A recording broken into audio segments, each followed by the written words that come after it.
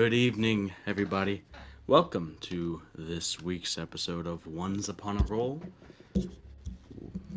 our Dungeons and Dragons 5th edition campaign that's been ongoing for well over 4 years now, and maybe an end in sight. Who knows? Last we had left off, the four of you tracked down, following close behind the wounded red dragon Sidna to her lair in a small mountain range in the southwestern portion of the southern provinces. An area that seems to be inhabited by hobgoblins, though your method of travel being that of Mr. Wind form, you bypassed all of that and flew directly after Sidna into her lair, which bore deep into the mountain and maybe even tunneled downward below the surface based on the sort of geothermal activity that you had encountered down there. However, you followed her, engaged with the dragon, and through some tricky machinations that you left up your sleeve, as well as just brute force and tactics, you overcame and slayed Sidna, finding her treasure deeper within the cave, and even what seemed to be a box used for communication with an entity that Duran, you had come face to face with. Neradian, not so much face to face, but you were there as well, kind of off to the side, spectating. A older looking human man with dark brown red hair, sallow features, and a thin pointed goatee. A brief conversation he had with you, Durand, not revealing much about himself other than a pretty interesting line of referring to Sidna as his daughter. And with a vague, veiled threat, the communication was severed, and the box seemed to have lost its magical properties. Other than that, however, you all are right now in this cave. It's warm. The air is sort of thick and sticky with the heat that is down here. It's not unbearably hot, but it's definitely warmer than other parts of the cave that you have come from. And you're here with mounds of treasure, way too much for you all to carry out. You still have a few hours left of your Windwalk spell, so at least getting yourselves out should not be an impossible task. However, retrieving this hoard is going to take some planning, time, effort, or help, or all of the above. And so, that is where we pick up.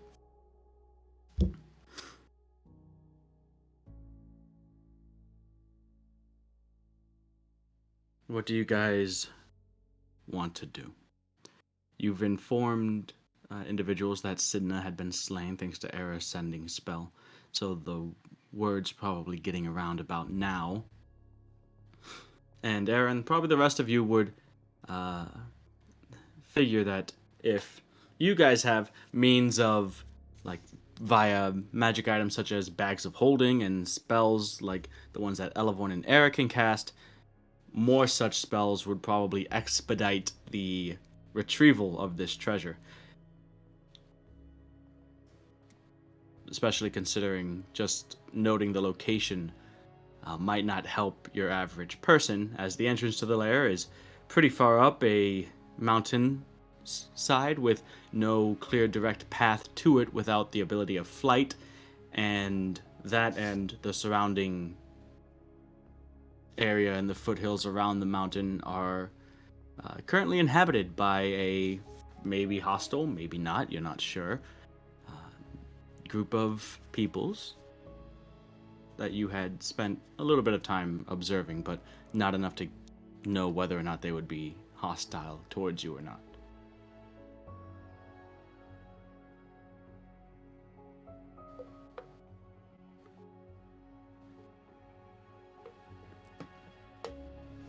You're still here, though, however, so if you want to do whatever you want to do, go ahead. It's balls in your court now. Take it away. And action. Are you sure? Can I go now? No. Elevorn's going to go over to Durand and kind of be walking around him in a circle slowly, like looking, like checking to see how injured he is. You know.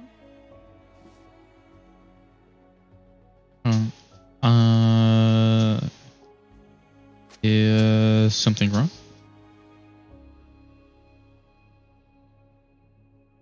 Well, you did it. You know.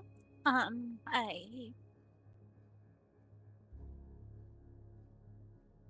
Always a combined effort. Definitely not just myself. Well, I mean, you're the one who's tasked with doing this, you know, and you said you would, and you have, and um, are you okay? Because it looked like you kind of fell.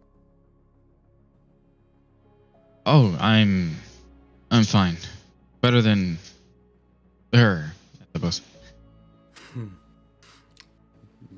Looking over to the dragon, the corpse laying limp there. The size of this creature is not.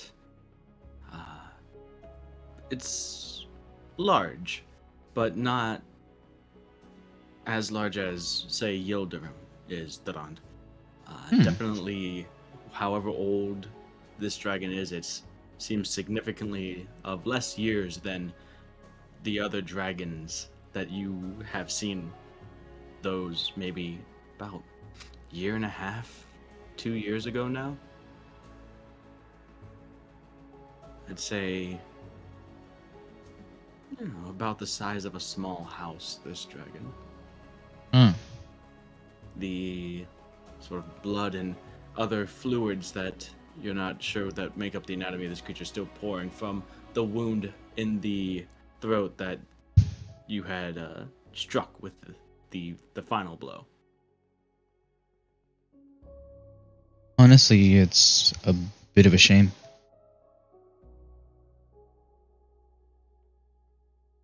You know, I was really mad, and towards the end, I just kind of felt bad for her, I guess.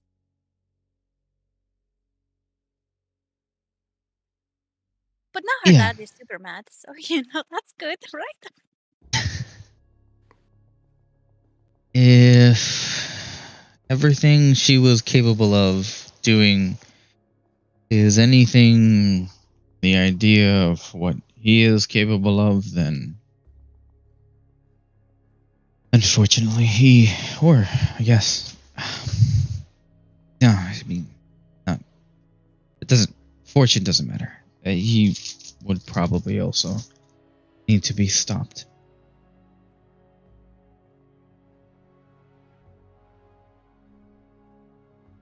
Who's to say if maybe even he's the one that planned the whole thing in Vasselholm?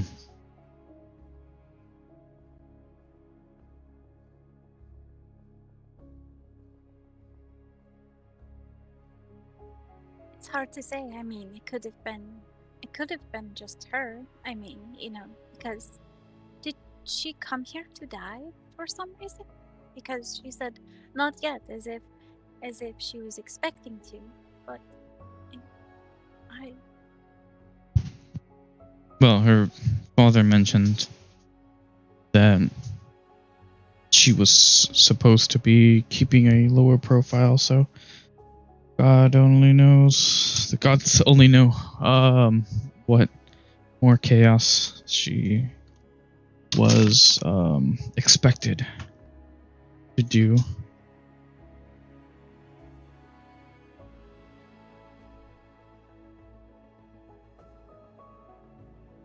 so do you think we just like fill our bags as much as we can and then like go find a tree and help to get the rest of everything?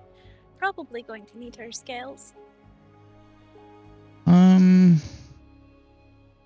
Are you guys that's gonna try to harvest that stuff now? probably. Maybe we could find someone who specializes in it to bring with us, or I don't know. Hmm. I'm sure with enough time and effort, we could do it, but we're just. I mean, I don't imagine any trees are particularly nearby.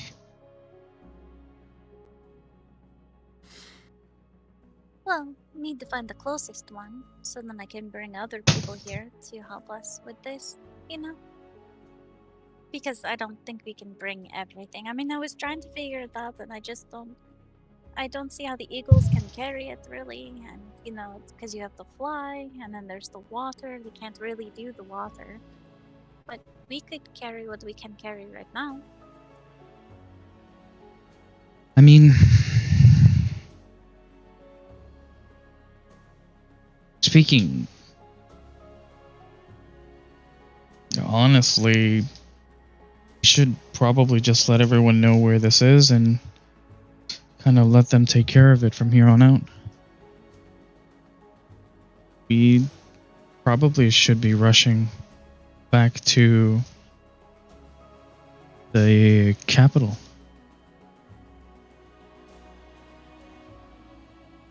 Okay, we can do that too. I just need a tree. You know. Well, not that much of a rush either. We still need to go back to Vasselholm and tell them exactly where this is, but I don't think it would be a good idea to.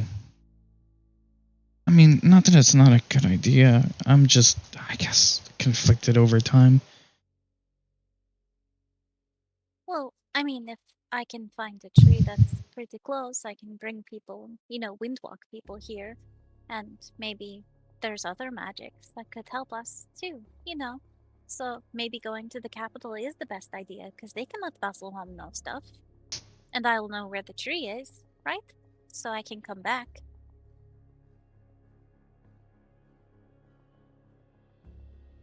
Well, I can't go back to the capital until. Ah, the ceremony. Yeah. Or, I mean, do we have to bring something with us? What do they want as proof? You know? I'm not particularly sure. But I'd have to make a pit stop in Edgecliff as well, I suppose. Not Edgecliff, I'm sorry. Amberville.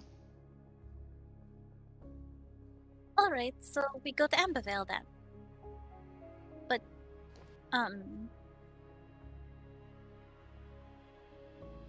I mean, nothing would make an impression as big as, like, her head or something if you could carry it. And we could get it tied to you somehow. So, like, proof that the deed is done. I suppose I could get started on that. And I don't think Naradion could throw it at me, so. You still have to carry it through. How? It's not gonna. That doesn't fit in your bag of holding. Oh.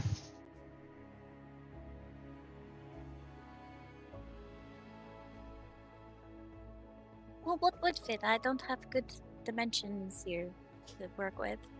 Like a I? claw? Oh, maybe. But I mean,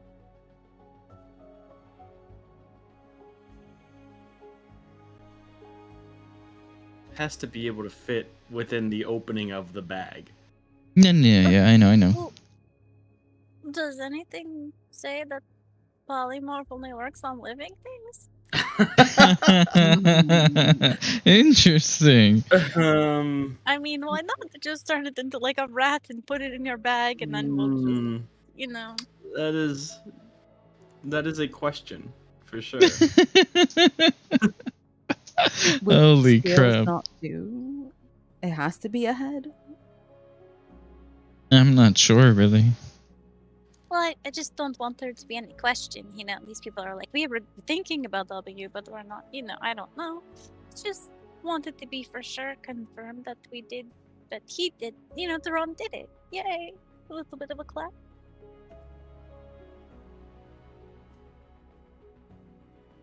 Indeed, he did. It's So just a dead creature is not a creature. For like Ah. dueling, it's That's classified as an object. That's why resurrection things specify like corpse. They don't say creature, they target a corpse or something like that. Now a spell like true polymorph. True polymorph? That's a True thing? polymorph. True polymorph is a thing. Is it like I think it's a 9th level spell that targets an object and it turns it. Oh. Okay, so here's the plan. You bring her back to life. Ah, I yeah. polymorph her. I thought of that for 2 seconds.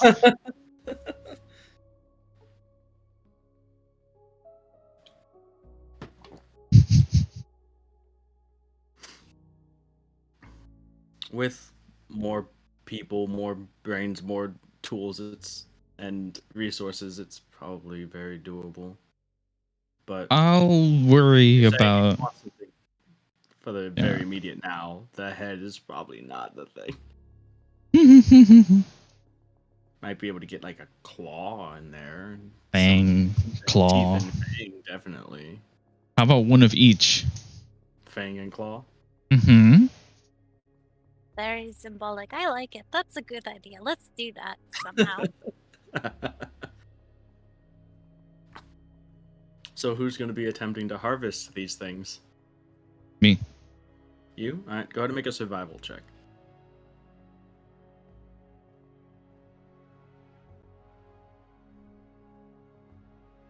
Survival. As Durand gets to work on removing a claw and like into the mouth of the dragon. What is my survival? That is 14. Total. 14?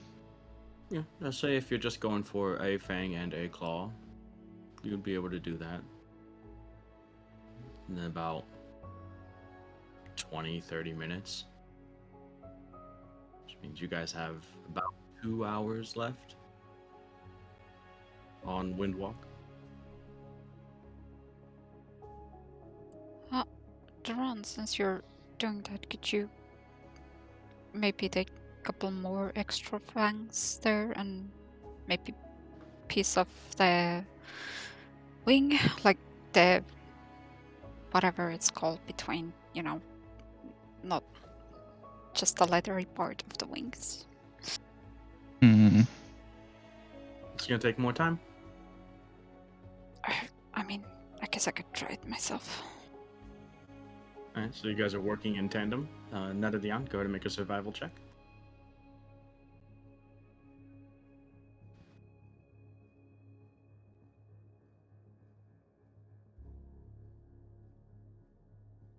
$18. 18? Okay. I'll say, Dalan, you got the Fang and Claw you want. Netadian, with a bit more time, you managed to harvest 10 teeth, 3 fangs, and maybe like a of good quality, because it's kind of hard to find where the bits of the wing that aren't marred by either previous wounds or wounds that you had inflicted. Maybe a 4-foot square of the sort of leathery wing of the dragon. So by the time you guys are done, both of you, well, Netadion probably more so, your hands and arms are bloody from working and removing teeth and fangs in the mouth of the dragon. And yeah, the dragon's now missing a bit of its wing, missing a claw, and is looking pretty silly with about half a mouth of teeth.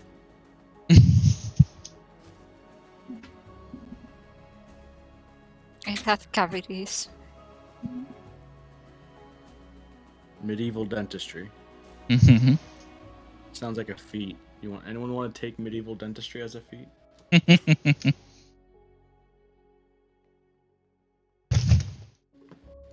All right.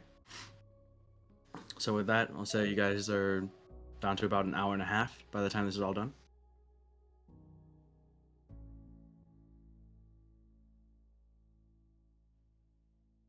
I could use Taking that off? time to do a solo mission back to Vasselholm.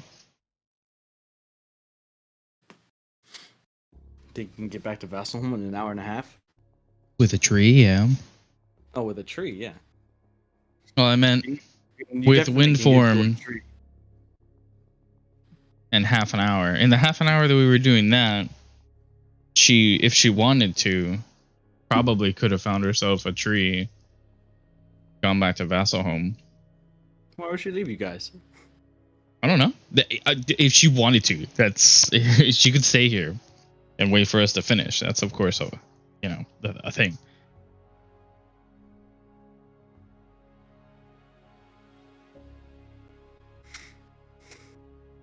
Elevorn? I don't think I would love to leave everybody, but if it seems like we're really running out of time, but Doesn't No. seem like you're really running out of time. You guys flew above, and though you don't remember like the exact location of the nearest tree, you remember trees around the mountain, and you know about how long it took you to fly down here, and an hour and a half is enough time to get to a tree. So if that's what you guys want to do after having harvested things and gathered some of the treasure into your personal bags, you can take the minute to return to your mist form, or rather, after you make the trek back through the water, probably.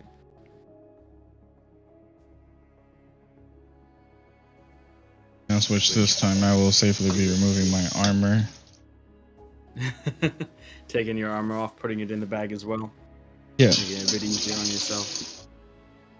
Still with a little bit of help to Era, you guys get through just fine. Turn back into the mist form and begin the descent back up through this internal cavern of the dragon's lair, making your way back up that sheer drop that bores down for hundreds of feet, up the sort of spiraling, looping tunnel, and out the same entrance that you had been into the now probably early to mid-afternoon day. The sort of tranquility around here, the lack of commotion contrasting what you all had just been through and what your day has been thus far. Starting off camping, staking out a trapped treasure hoard, fighting a dragon not once but twice, and ending up prevailing. You follow the mist that is Elevorn down to a tree a safe distance away. In a small, thicketed area, Elevorn, you managed to find one that would be large enough to suit your needs.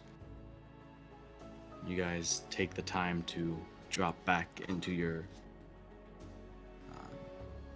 more tangible forms.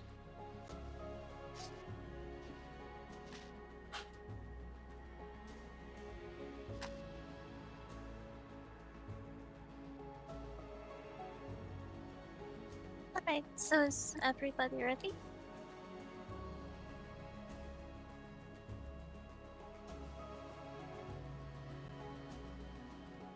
Yeah. Okay, and then I'll go over to the tree and place my hand on it and begin casting. Where are you going? Wait a minute. Where are we going again? I forgot. I was just gonna think it's the Ambivale. Vasselholm probably would be best to start.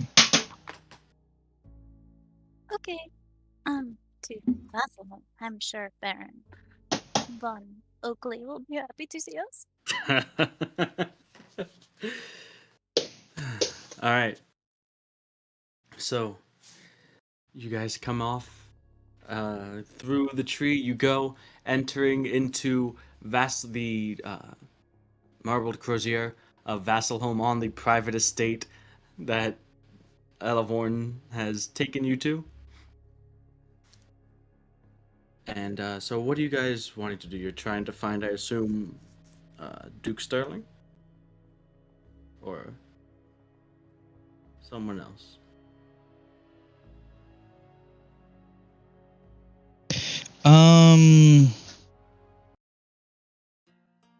I have to tell the guys in the forge. Okay. The exciting news.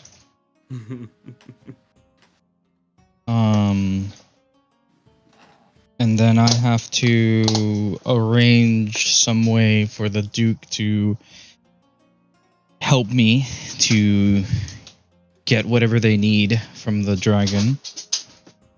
Gotcha. All right. So, it was a certain amount of poundage of dragon bones, right?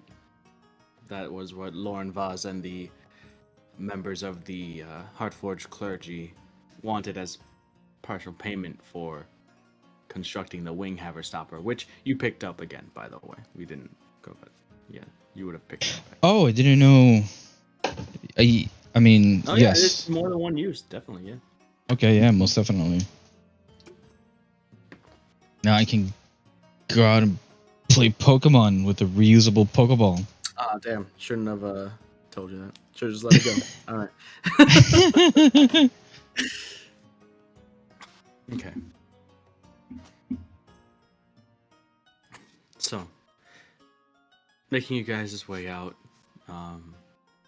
you go out of the Marbled Crozier down to the sink, the market area of Vasselholm, into the temple/smithy of Mordadin, the dwarven god of creation, and you request for and find Lauren Vaz, the hardy female bearded dwarf. Hey, I see you're back. You need anything else then? No, not quite. I just wanted to let you know that it worked. Aye. And I'll be working with some people to try to somehow manage to get that over here for you. The dragon, I What are mean. you saying you did it? You slayed the dragon? Yeah. Ha! No shit, and it worked, did it? I was very interested when you brought over those plans, the schematic. It was like nothing I've ever seen before. That's amazing that it worked. You mind if I perhaps made more of those?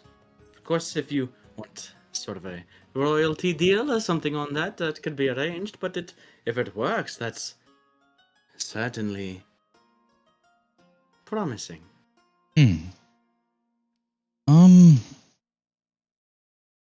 mean, the amount of material, time, effort, and cooperation with the Meiji types is a bit more than what I'm used to, so we're not going to be able to exactly crank them out. But I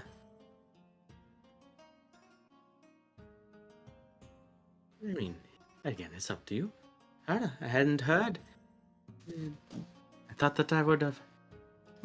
Sound news of that dragon being dead. I thought it would spread faster. Especially didn't hear. I think I'd be hearing it from you first.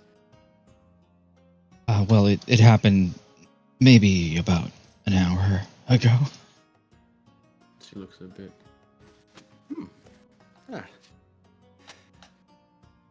Fast ways getting Well, around. now that you mention it, I can, sort of see and otherwise sense it on you, yes? Yeah, you see, I haven't really gotten chance to. No, that is good news. So, I assume then that you're telling me this, that those dragon parts, they might be a bit tricky to recover. Yeah, well, I mean, everything in general. There's a lot of stuff that the dragon took from the people that we're going to be trying to get back to everyone. So that in conclusion with the dragon parts themselves. Noble cause of this. You're, continue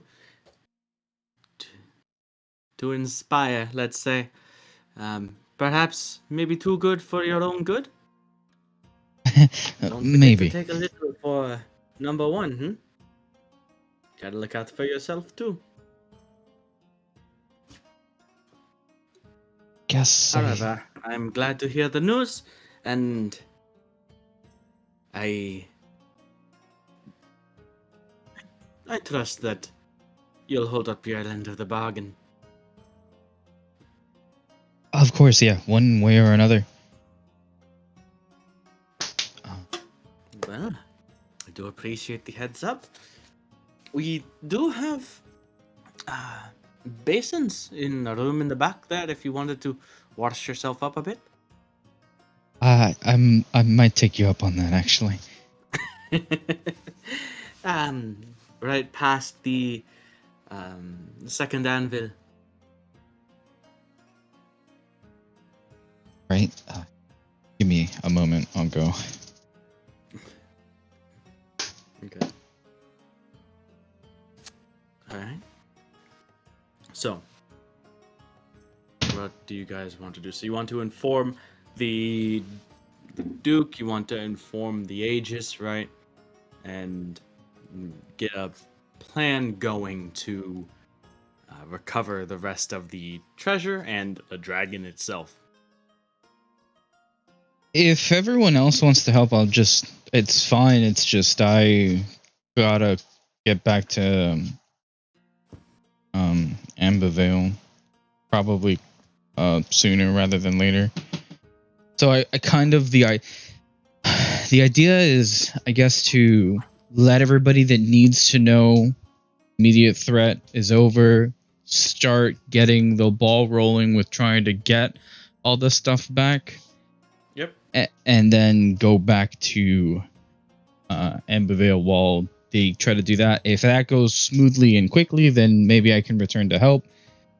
If there's unless there's some sort of like dire need in that immediate moment, kind of thing. I think.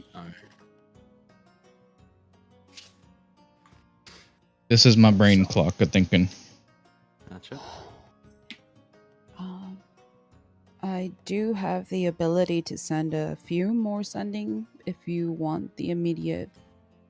I mean, other than what I already had done, I could send out more messages. But I would like to rest, considering that I'm like halfway depleted with my spells, and it's only midday, a little bit later now. Yeah. Mm. So, Maybe we could go to the Academy Tower here, and they could help us do things or stuff, maybe. so if everyone's in agreement with what you guys want to do and the steps and course of action you want to take, we don't necessarily have to play it minute by minute.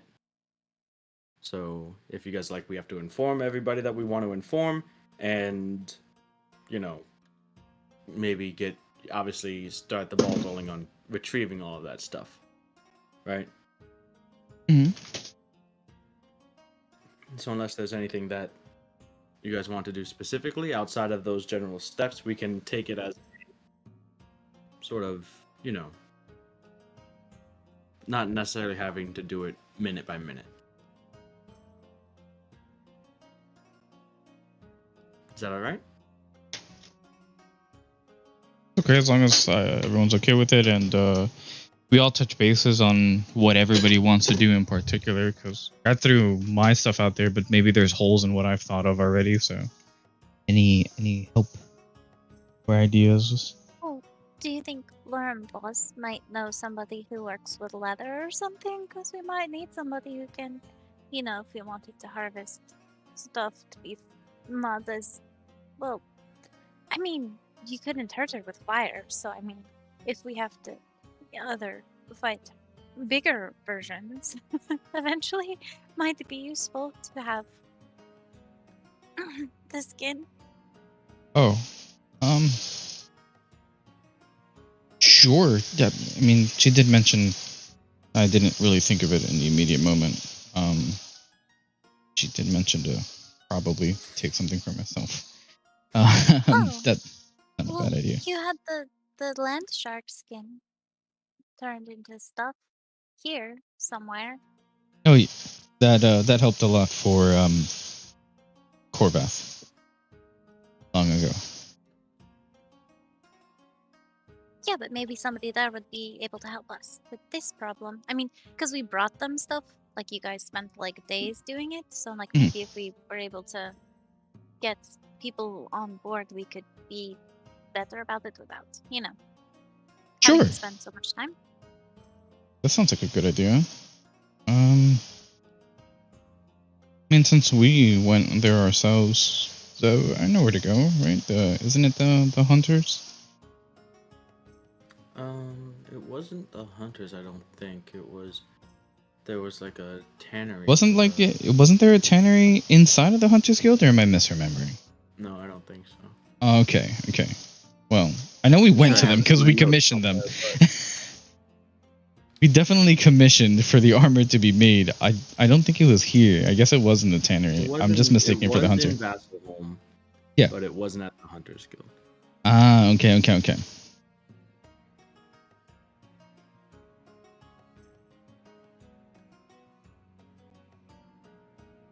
So, wait, but no, I mean,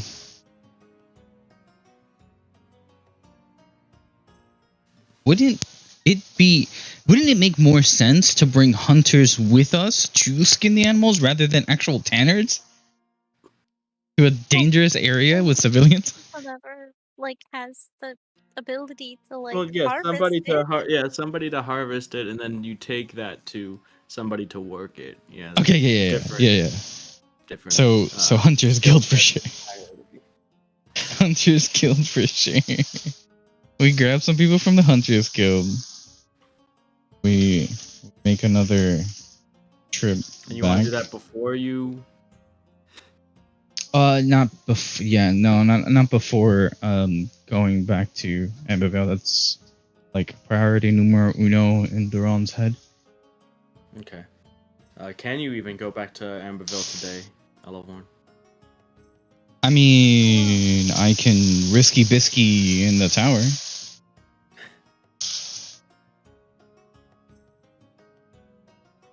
I mean, I could counter animals, but no, we can't fast travel. I mean, you guys are all could use a rest as well. I assume at least Era said that you could. I'm not getting a rest, but Eric can You're not rest. Yeah, that's fine. at all. I refuse to rest until everything is done. All right, so you guys rest for the evening, and Huh? Don't do that to me. Persona 5 does that to me, man. PTSD. There's a giant cave bear preventing you from doing anything else. you will sleep.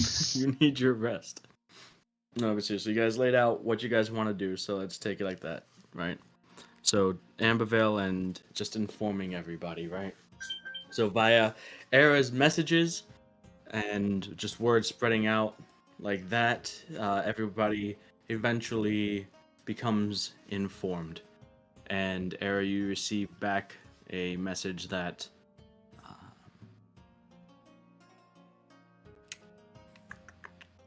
let's see. I'd say in about maybe 2 days' time, there's going to be a meeting between all the people that you reached out to, between members of the Academy, the Council of Lords and the People, including Duke Sterling, and the Platinum Aegis as well. You got word back from people in Ambervale that you messaged that relayed, or even if you would have messaged someone from the Aegis in Ambervale, that they'll find their way to Vasselholm to basically go over the plans of retrieval for everything involved. It's going to take some time to coordinate all of this, so you guys got a couple days.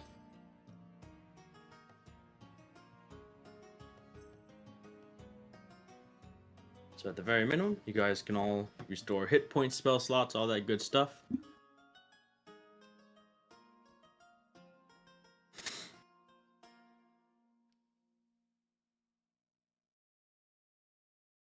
And anybody feel free to interrupt me if we're skipping too much and you would rather have done something, but I'm going to continue if I don't hear that, alright?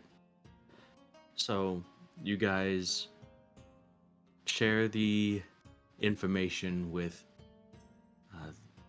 the individuals that you trust, the location of the dragon's lair, as well as sort of the outline and details that you remember from it. Night of the On, you could tell individuals, like, if they're not traveling with you and Elevorn and everyone else via a tree, then the sketch that you can draw of the sort of bird's eye view of just outside of the lair could be put to use.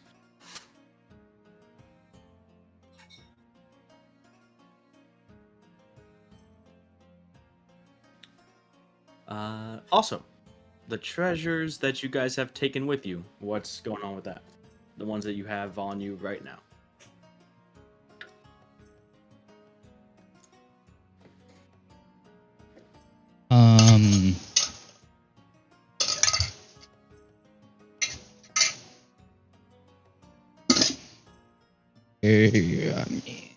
Arrow probably wants the stuff. To be honest. Okay, I'm talking more about the coin, the stuff into the bag of holding. Oh wait, I mean, bag of holding. I mean, like, I only have bag and a claw. That's all I took. Okay, you didn't take any coin or treasure with you? No, I didn't take any coin and treasure. What the hell do you think I Yes, am? he did. Me? I did not. No, he didn't, but his bag has some in it because he was very distracted, so I was just a handful of coin. And Oh my god, reverse stealing. I'm not stealing it, I was bringing it so that there'll be less to bring later. There's reverse pickpocketing. Yeah. I like this. Here you go. Take some money. Sucker. Interesting. I like it. That's an interesting take on a rogue. Just go around sneaking coins into people's pockets. I have a lot in common with Robin Hood. Yeah. Alright, so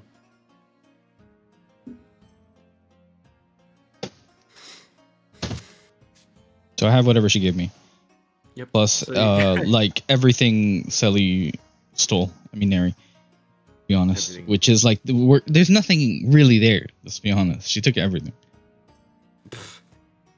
Everything doesn't fit in the bag of holding. Whatever she could. Probably. I'm trolling. So, though. as you all are waiting at the meeting spot, the silken grotto within the marbled crozier of Vasselholm, the more sort of high-end restaurant, hotel establishment that you are all too familiar with, Durand. Members of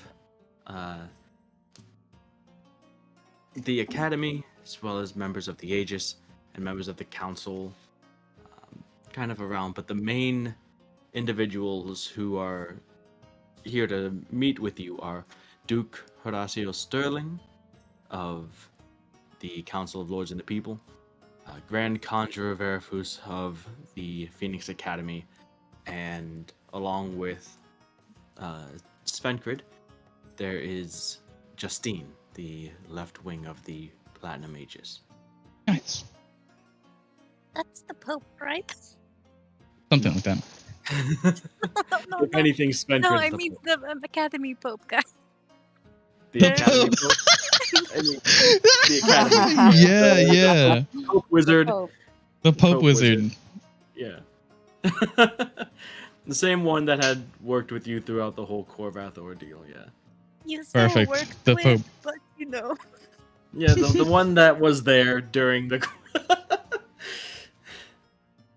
Anyways, so this is the first time that you are meeting, sitting down face-to-face with these people since the word got out and you had slain the dragon a couple days prior.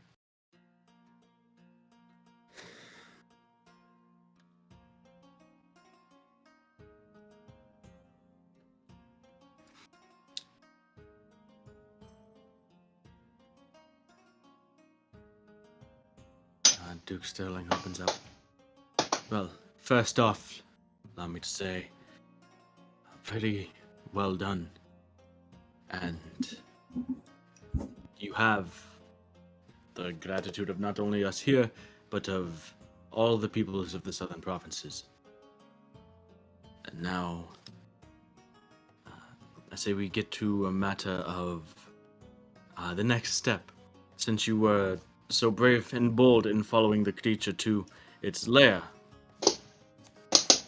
as you said, you had discovered where the treasure, where the coin taken from the many people of the provinces had been stashed. And so a matter of retrieval should be obviously priority. Justine hasn't moved her gaze from you, Durand.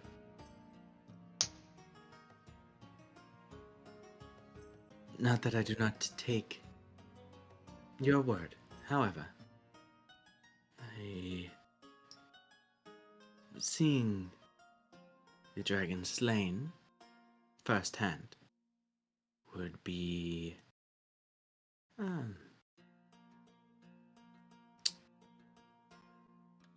it would be negligent of me not to,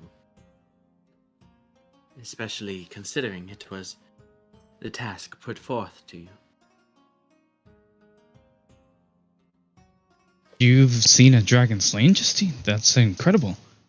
Well, I mean, essentially proof of your proof of the deed.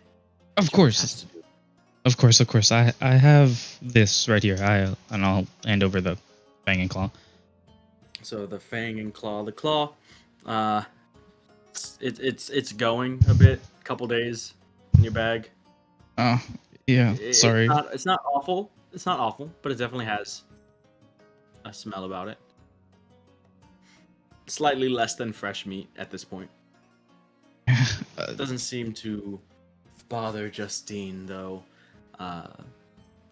Horacio's face kind of cringes at the scent, and the Grand Conjurer's eyes widen in sort of like a curious amazement at these pieces laid out before him.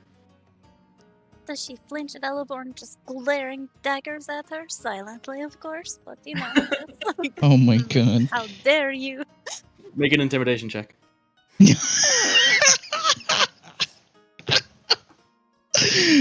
Oh no.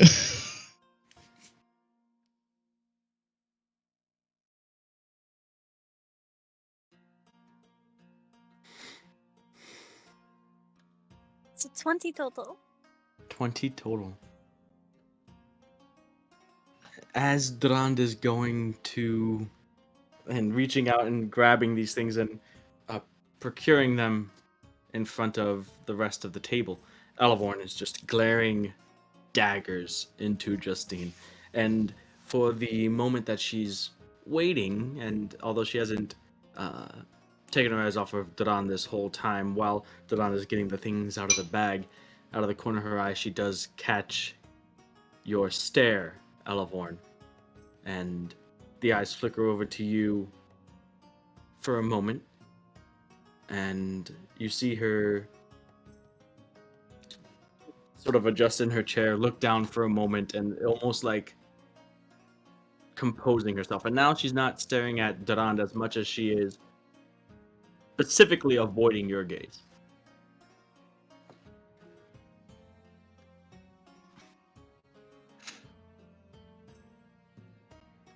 That's as off-put as she got. Good job. I don't know why you're glaring at this lady, but you did something. I am excitedly taking it out, right? And then and once it's out, I realize it's been 2 days, and then I'm like, oh man, and the face drops. Like a mutter of sorry, but I pray that nobody hears it. And it's like, here you go. Even so, she takes the fang in hand and just looks at it and runs her finger over it.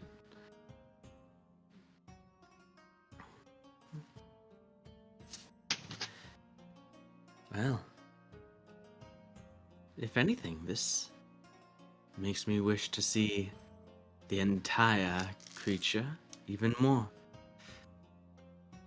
Grand Conjurer Vertifus nods in agreement.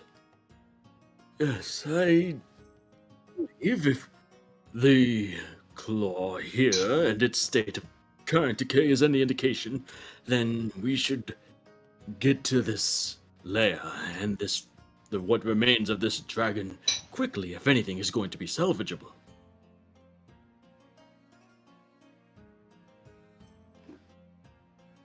Of course, members of the Academy, we have the means and resources to assist uh,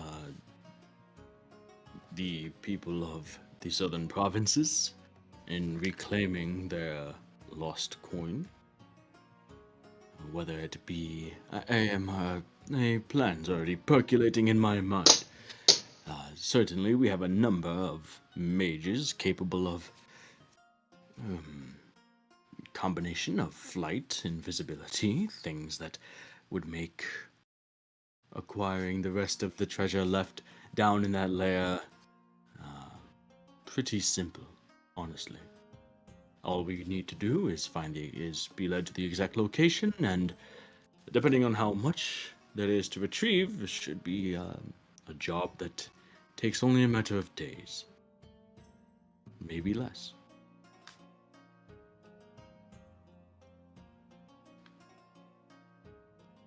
It's good to hear. Hmm? Good to hear.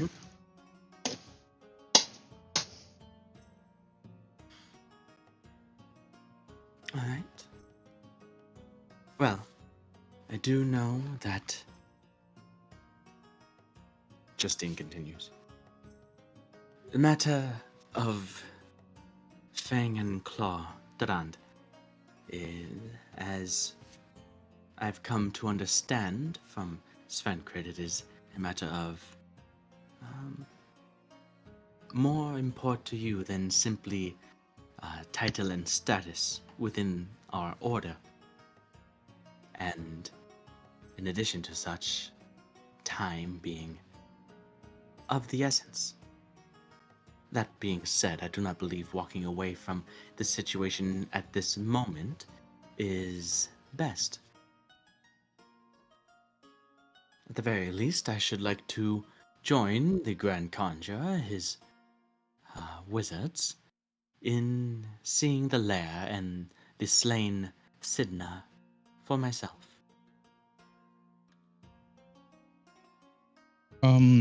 Sure, of course. I'd be more than happy to take us back there. Okay. I can take 8. Well, not through the tree, but to get into the lair. I mean, unless they have other means of getting there themselves. The And Grand that would Conjurer. be a one-way trip then, too. If you have a means, get us to the area. At least myself and perhaps a few others of my selection. Once we get a lay of the land, perhaps, we'll be able to use a combination of teleporting magics to return to Vasselholm and as well take others back to the point of interest. You just have to see exactly where it is we will be focusing in on.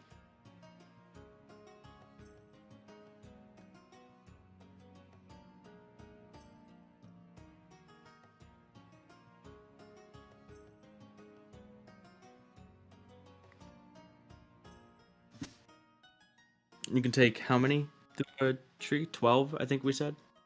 Yeah, but windwalk can only be so many people if we're actually windwalking up there. But if we have other ways to do it, like I could fly on an animal, probably. Do part of it. I don't know. Yeah, I mean, I could conjure a bunch of animals instead, and then we could still come back. Yeah. All right. So, you guys taking the time to. You guys want to go back now with the rest of these people? As long as at least one of these people is going to work on getting the stuff harvested for the dragon.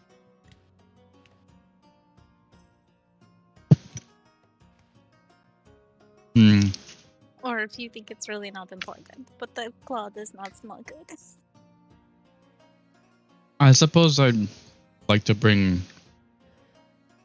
one person at the very least from the Hunters Guild with us, if possible. That could have been if that was arranged in the time. Okay.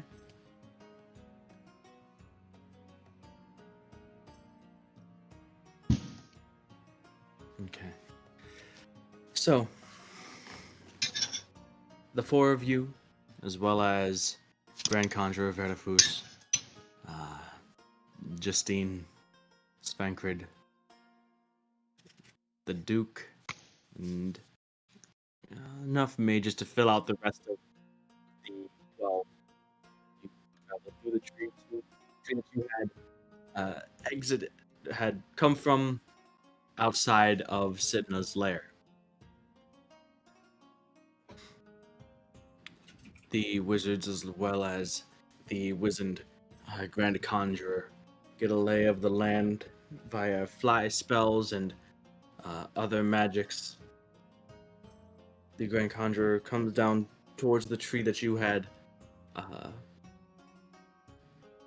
walked through and takes a twig off of a branch and pockets it.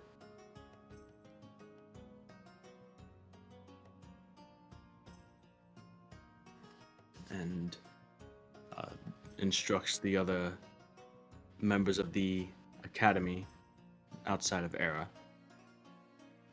Right. Return to the tower and bring back with you as many as you can with the materials required, the items to collect the treasure.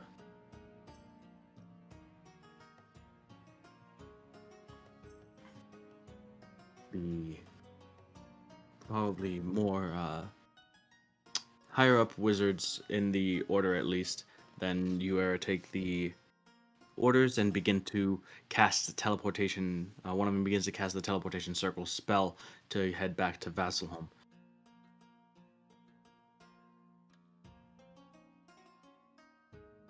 Then the Grand Conjurer says, "Worry you not about the treasures. The Academy will take care of that, and we shall deliver it to you once it's been acquired." He says to the Duke, who nods in response. And now the matter of getting them up there. Are you doing the Windwalk, Elephorn? So it would be the four of you, Grand Conjurer, Spankrid, Justine, and Duke Sterling. So that's 8. What about the guy Um, that harvests this stuff? true. Oh, that's the stuff. I could All take right. Gilding. Spankrid's staying behind. What's up? I could take Gilding. All right. That crazy. But also, like, if I do this spell, I won't be able to, like, walk through another tree. So that's the. Okay, I'll just windwalk everybody. Okay. So you guys make the journey, escorting these people back down to the lair where the corpse of Sidna and the rest of the treasure is pretty much exactly as you have left it.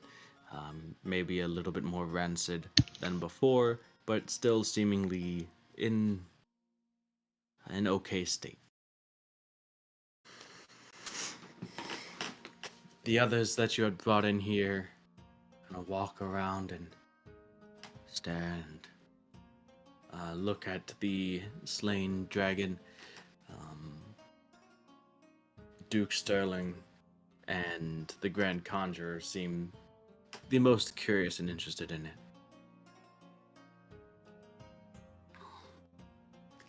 And as you guys are down here,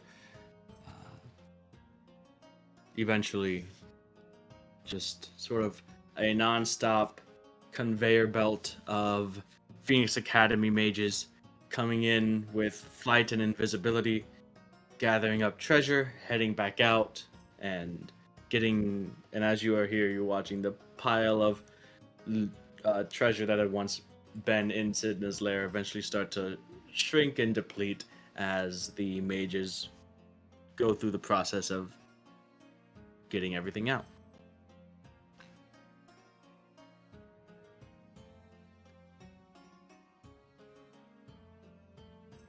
Grand Conjurer looks down, kind of kneeling beside, like kind of squatting beside the dragon.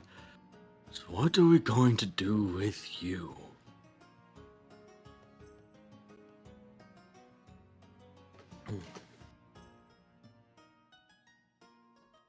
Well, I thought about trying to polymorph her, but I don't think that would work now.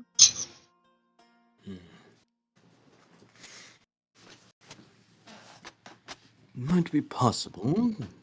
Bring her back in pieces. Maybe I'd have to scour through books a little, but perhaps a ritual with enough others could probably bring it back whole as well, though a destination might be tricky as it is an entire dragon and probably would not fit within the confines of our circle room in the tower, which could get messy. The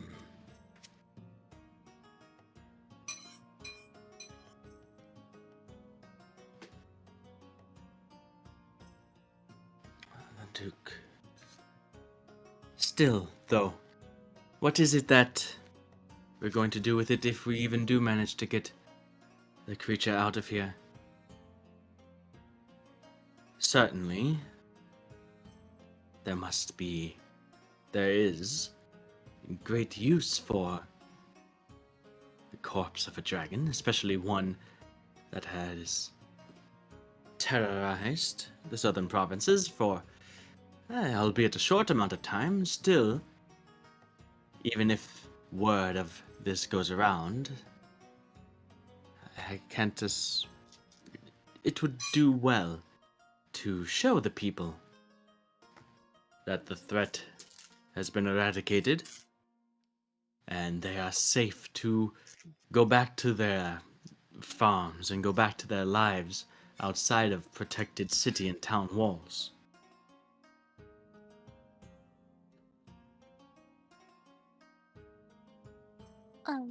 Could I take a minute to, like, go bother Era? Sure. Like, just kind of walk up to her and be like, hey, Era. And the wave. For a moment, Era was lost in thought as she listened, kind of looking at the dragon, a bit disappointed when he mentioned possibly bringing it back in pieces. You know, Alavorn, it's a shame that this dragon was terrorizing. I don't know why, but I feel very strongly about wanting to bring it back into pieces.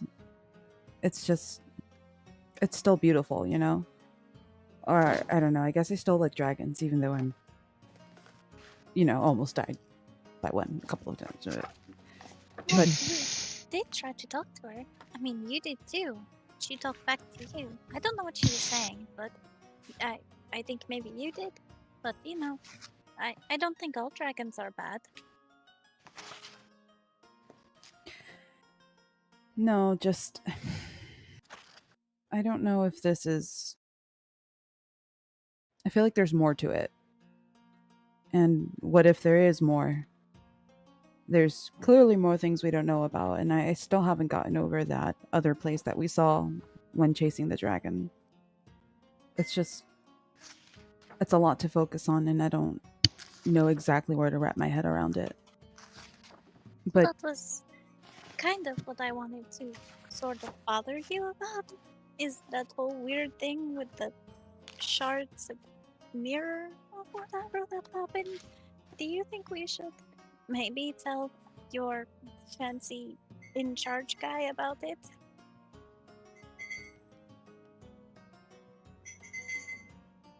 fancy? Yeah, I mean, he's got really nice robes and he talks all like, oh, I was saying, like that. Mm, The grand something. I don't remember the title, I'm sorry. No, that's really important to you. I'm trying to be better about it, I have not been so. But yeah, I was worried about trying to explain it to him myself, and I thought maybe you would do a better job. But then I was like, maybe we shouldn't tell him, but then I feel like maybe we should, because it isn't just. I mean,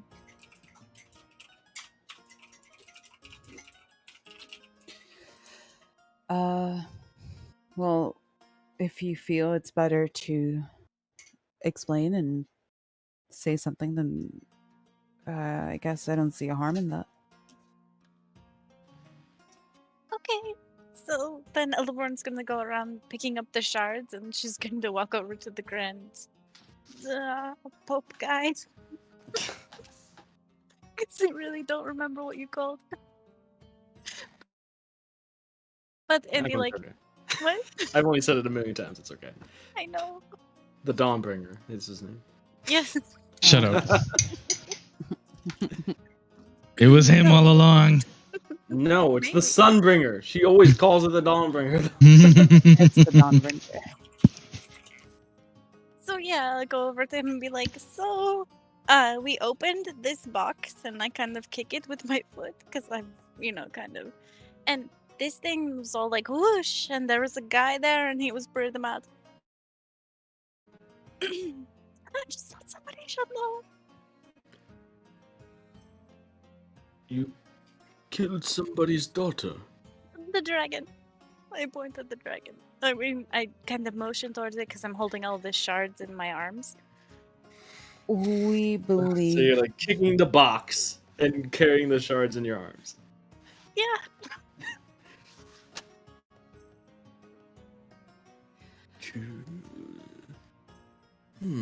He picks up the box and examines it, and there's some text in here. And you said it was used to communicate. Elborn's nodding. You can see he hold the box with one hand, cast a spell, the eyes flash blue. He looks from the box to you and the shards, and well, whatever may have been there once is no longer, at least not anything substantial. Though, you could probably examine it further, closer, see what it may have once been.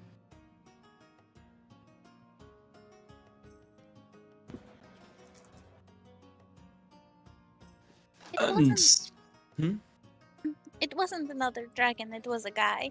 So that was a little weird. Curious. And he kind of extends the box for you to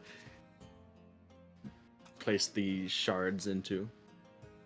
Yes, I'll do that. He closes the box and puts the box into a bag.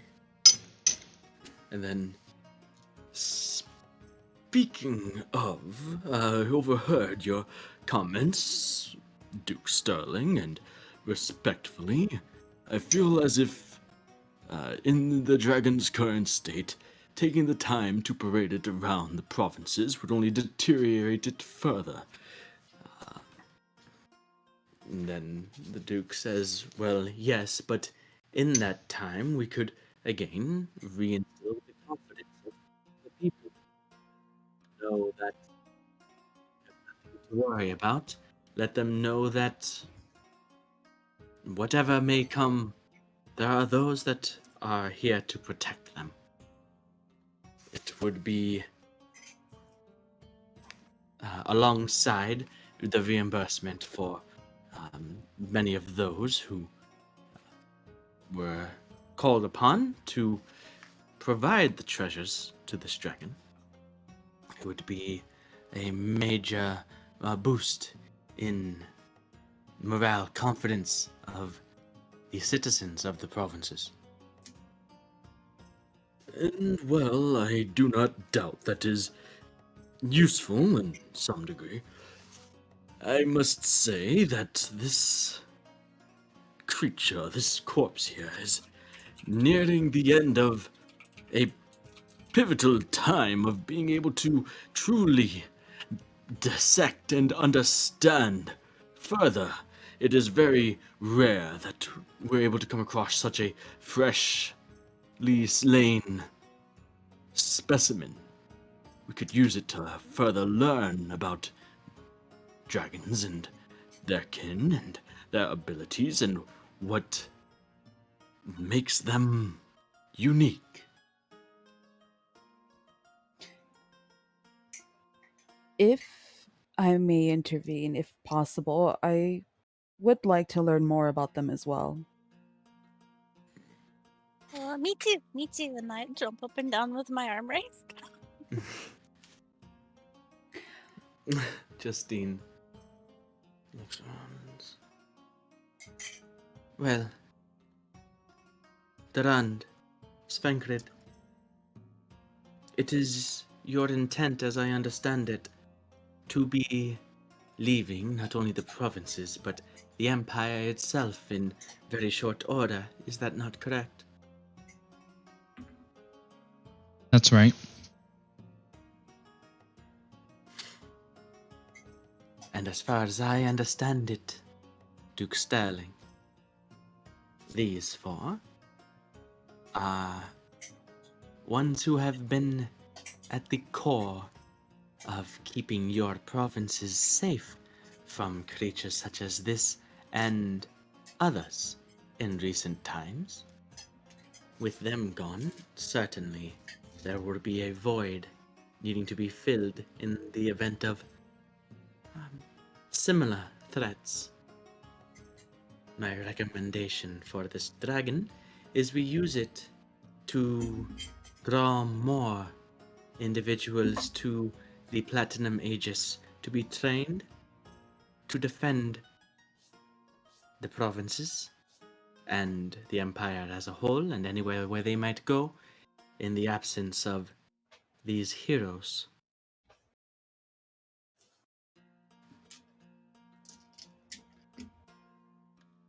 Yeah, that sounds like an excellent idea. Fortunately, it seems as if the three avenues put forth for the use of this corpse are quite at odds. I mean, by the time that it is done being paraded around, prodded and poked by the masses, or used to acquire new recruits, whatever you may call them, to the Aegis, it will be far past its usefulness as far as understanding the anatomy of this creature where it be so close to life. Similarly, I must admit that would I be able to do what I wish with it and dissect and learn and understand, what remains may not be as useful for the two of yours ideas for it. And there's some pause and thought, and the Duke speaks. Well, in a matter of fairness, since it seems that the three of us cannot agree, can we at least agree then that the decision should fall to those who slayed the creature to begin with? I suppose that's fair, Justine responds. I can agree with that. And then the three sets of eyes.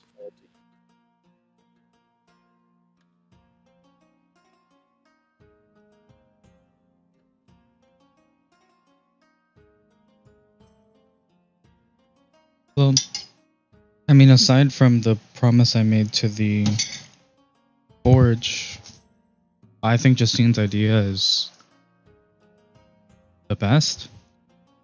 We don't know how long we're going to be gone for, so there's others that can keep the southern provinces safe. I think that's more important than anything else.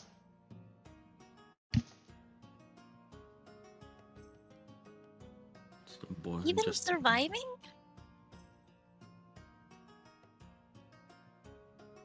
Huh? Wait, what? I mean, like, if we could figure out what makes her fireproof, I mean, that would make fighting something like that again, like, you know, way easier, right? I'll just have to make do in other ways. all right.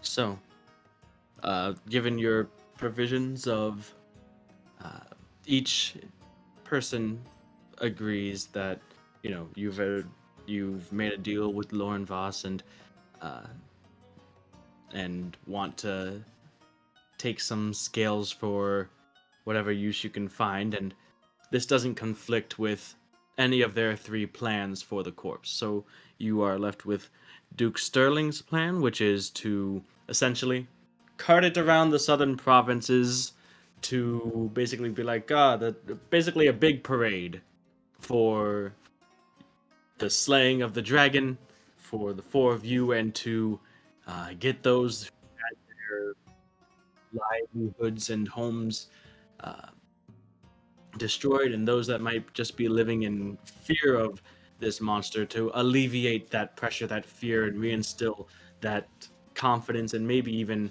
some more go-getterism into the people.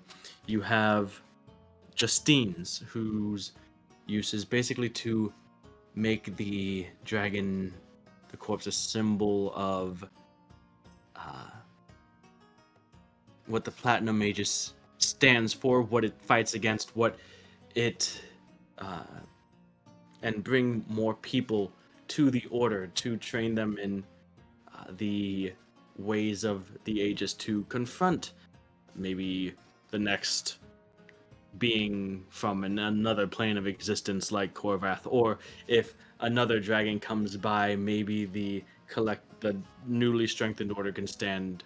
The newly strengthened Aegis would be able to stand against it if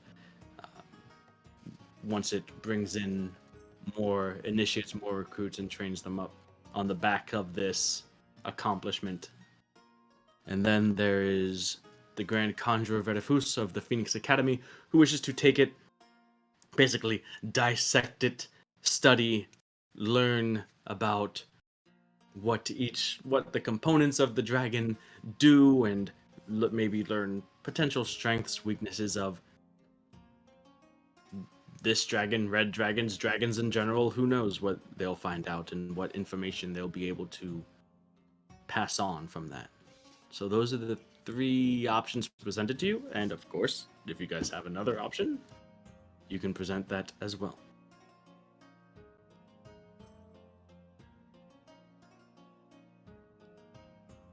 But the choice is collectively the four of yours.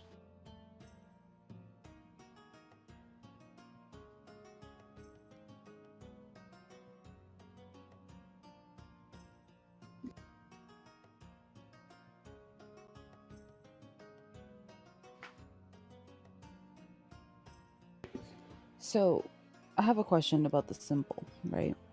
Using it as a symbol, are you preserving the corpse in some way, or is that the plan to, or am I missing? It'll be difficult to preserve. What do you mean by preserving it? No, I'm asking. So, like, I'm I not. think she just wants to know, like, what is going to happen over time to the. I imagine the body's it's going to decay naturally, but the symbol of it will be used to recruit more people for the Aegis. So Yes. it's not really preserving it. If your idea is to preserve it more, I think would be more for the academy. No, my suggestion. No, I was just asking. Using it as a symbol, like why wouldn't we be able to part with the dragon in order to learn more about it while doing that too? I don't care as far as the first plan goes. That one's whatever to me Well, it's a personally. bit I of a think most less people like would be. imposing, striking image to see, the dragon pretty much as it is now, but um, y- as opposed to after it's been cut open and dissected and prodded and studied by the academy. And conversely, if you do it in the opposite order, the time that it would have spent would, it still would probably get some use out of studying it, but as the dragon is right now, relatively fresh, the academy could learn a lot more by taking it as is now than having stuff begin to deteriorate and decay. Mm, The other two options outside the academy, those require time, right? Time spent either parading it through the provinces or to be used as basically perch it out somehow and out front of one of the temples or multiple temples and be like, hey, this is evil, and this place that it's right in front of is what vanquished that evil. Come join the Aegis. We will train you how to protect your family, your friends, your livelihoods, your community, your cities, just as we did here, just as, you know, just as you guys did with Corvath.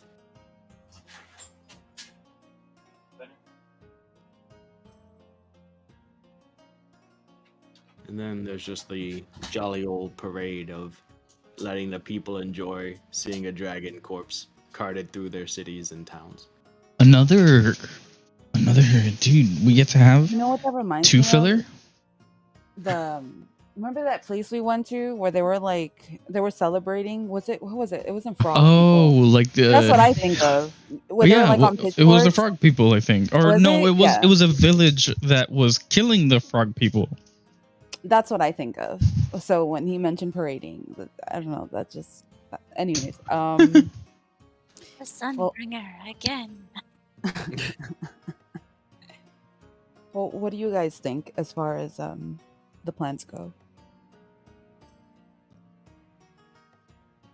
I've given my vote. Dalan surprisingly votes for Huh. the Aegis. I believe it seemed like, at least at the time, both Elevorn and Era were on the side of the Academy. I I'm think still so on the too. side of the academy. How surprising! Oh, how the tables have turned. Yeah, well, we need to know stuff about dragons. It's important. Really important. This isn't an over there problem anymore. Dune is with you. Durand is not. I'm sorry. Welcome to the constant duality that I need to live with. Netadian? I don't really know besides that we could use more information about dragons, I guess, because this one might not be the last one. I do have a suggestion. We could maybe, though it will take time, we could maybe the bones could serve as a purpose to the ages of the dragon, as opposed, well, once we dissect it and learn what we have to learn. No, But- okay. I don't know if no, that's too morbid, but I'm just not. It would probably be less impactful, though not entirely useless. Okay, what if you guys work together? Because you could preserve it longer, couldn't you? And then you could also teleport recruits in to see it while you're working on it. So then it's like teamwork. Everybody gets what they want except for the Duke Sterling, because that just doesn't work. I feel It's a people would little bit celebrate on their own different. anyways.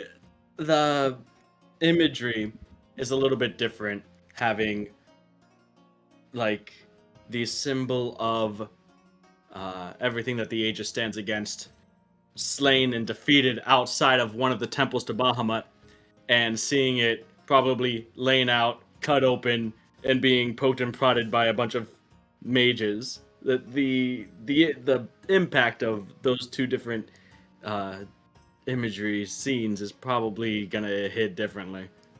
Yeah, but it's two powerful organizations finally working together. Yeah. What do you mean finally? What do you mean finally? Just because you didn't work This- with the academy before doesn't mean California is just under this misconception that everyone works against the academy. Wow. Who would ever work with those guys? So, anyways, interesting news. Well, it seems you've been outvoted, Durand.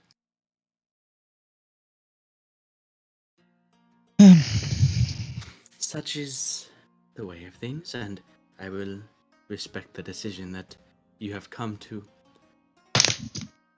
I do not doubt that the word of what you've done will spread regardless, so hopefully that might be enough. Yeah, I hope so as well.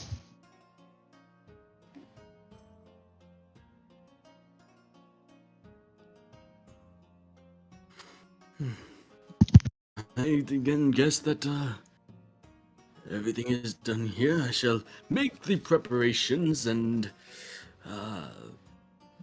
research the appropriate incantations required to move this creature to a place where we can further study it. And if error should be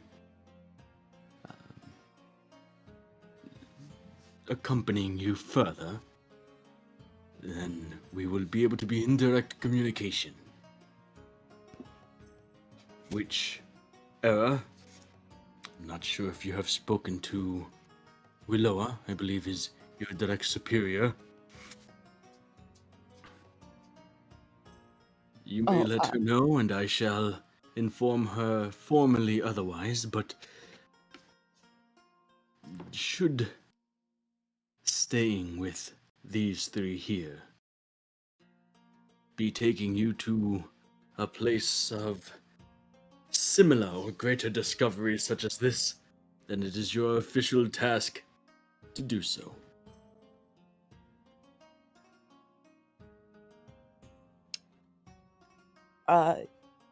Okay. I haven't informed I haven't informed Willowa yet, but I will be sure to do so momentarily. And I do if it aligns with the academy, it definitely aligns with my own beliefs. I would be happy to continue traveling with these folks if it, benefits the academy, of course.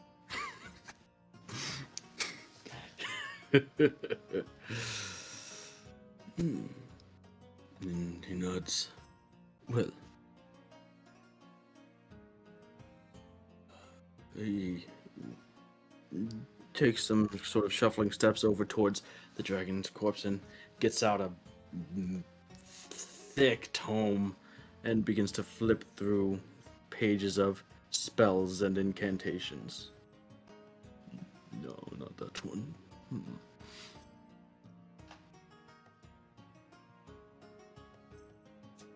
So, what are you guys doing?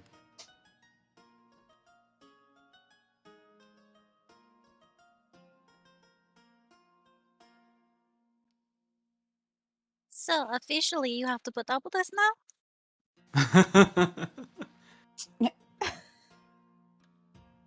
Don't take her word for it. She was only bluffing. What do Me? you? No, Era. Wait, what? What was I bluffing about?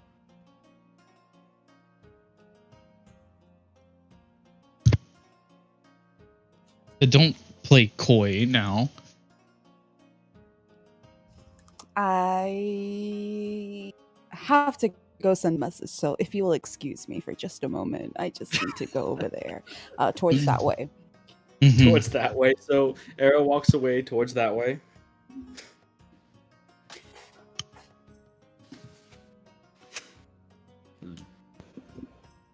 Delanda, Oh, Nelaborn, anything.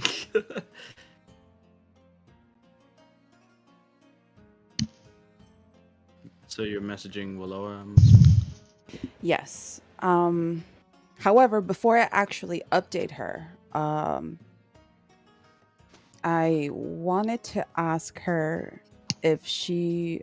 I would like to ask Aloa if she can assist with finding a spell that can, I guess, help bring back the dragon. Kind of looking towards the Great Pope.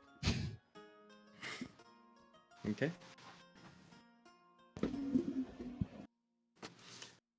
This is a sudden request, but I will do what I can. I suppose I shall converse directly with the Grand Conjurer should I find anything.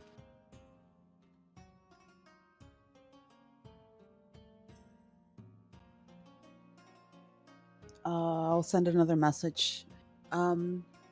If we get the opportunity, I'm not too entirely sure when we'll be face to face again, but I'd like to, I guess, speak with her in person. Alright.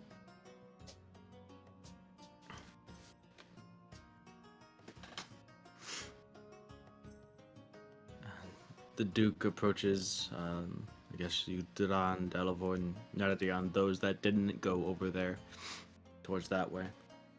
And I believe that everything that we need to accomplish and sort out has been or is in the process of being accomplished and sorted out. So, I believe we can make our way back now, and perhaps, hopefully, the Grand Conjurer would be able to offer the assistance of some of his underlings to teleport us back to Vasselholm. Similarly, once we retrieve the treasures and get everything accounted for, how about I meet you in Ambervale?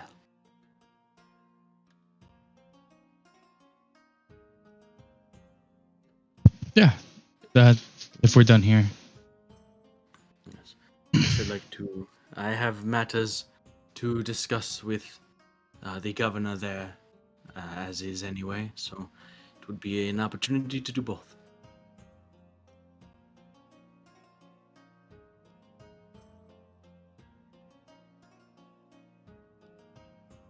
All right, yeah, Is that there sounds anything else excellent. Two birds with one stone. Anything else you guys need to do in Sidon's Lair? Can I check for dragon eggs?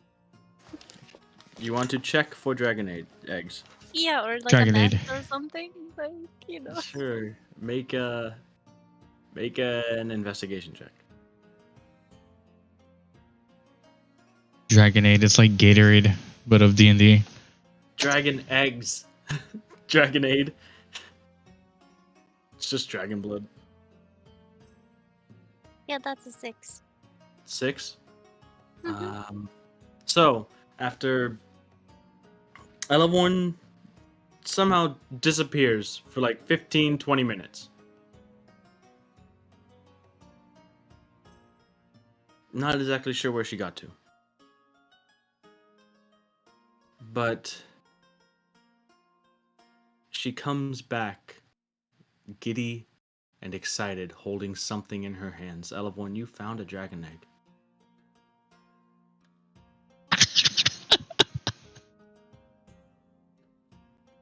Without taking risks, there's no reward. Hmm. Wait, did you say that? Yeah. What is that? What reward? Look, it's a dragon egg. It's a slightly smooth, not even rock. Hmm. Wonder what it's going to hatch into. Or, I guess it will be a dragon, right? Okay. And now I'm cuddling the rock. I don't think that'll really hatch into anything. Oh, you wait. It doesn't feel cold. Well, I mean, given the location.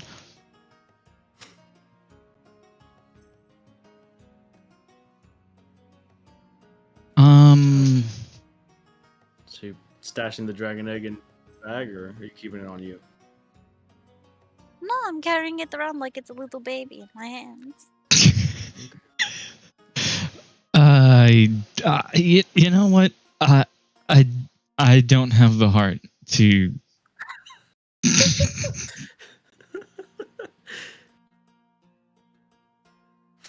Besides that, I mean, I've never seen a dragon egg, so I mean, maybe. Maybe it is. Who knows? You don't know. Looks like a rock though, but Yeah. you don't know if at this point you're like wondering, like, wait a second, maybe dragon eggs look like rocks. I don't know. Yeah. I mean, I doubt it, but maybe.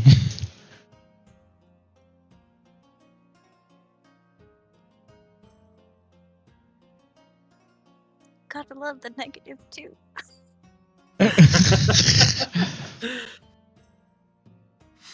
Man, the rough part is she like just moved like 6 eggs away just to find that one. Like this. No. Anyways, so you guys head back to Ambervale eventually. Or is there anything else you guys want to do?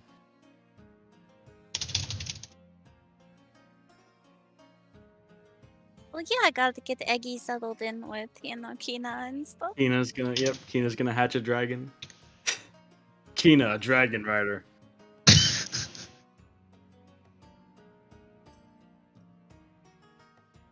Alright, so teleporting with one of the Phoenix Academy mages back to Vasselholm, resting the following day, traveling to Ambervale. You guys arrive there.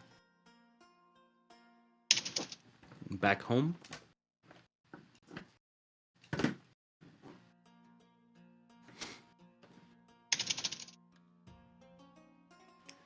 There is time to do, obviously, whatever you want to do. Nothing is directly looming on the horizon other than the trip back to the capital, which, Durand, you are informed that is where the decision will be made official on your acceptance to the title Fang and Claw. You notice the wording given to you was perhaps vague and wasn't exactly precise of you becoming the next Fang and Claw, but that the decision would be made there in the capital temple. Okay.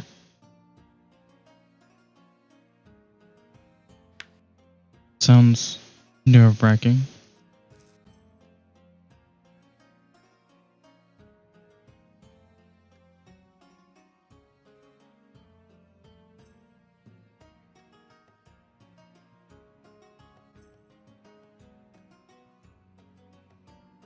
Durand? Yes? Okay, so I know my vote was kind of selfish because I would much rather you be alive than, not alive. And, you're right, it is important that people are here to protect everybody else here. And I don't know. Hopefully, it doesn't mess anything up. I mean, thinking about it afterwards, I have been told recently that my generosity will probably be my undoing. So, I mean, in any which way, this is probably going to help people in some form of way. Anyways, you know? So, really, how selfish is it? Well, I made that bomb, but it wasn't that great. It was sort of, you know, you get set on fire and then it doesn't kill you, but it still doesn't really do a whole lot. What do you mean? I did plenty for you. Yeah. It only stops you from dying, but other than that, it doesn't do a whole lot. Well, it took a whole minute to put it on, and that's not really practical when there's a dragon trying to barbecue you. I'm sure they'll think up more practical ways with what they have. I'm not opposed to the decision. Anything better than parading it on the streets, I guess. That sounded gross. I don't know why people would want to. It would smell so bad, you know? I mean, I know he means well, but...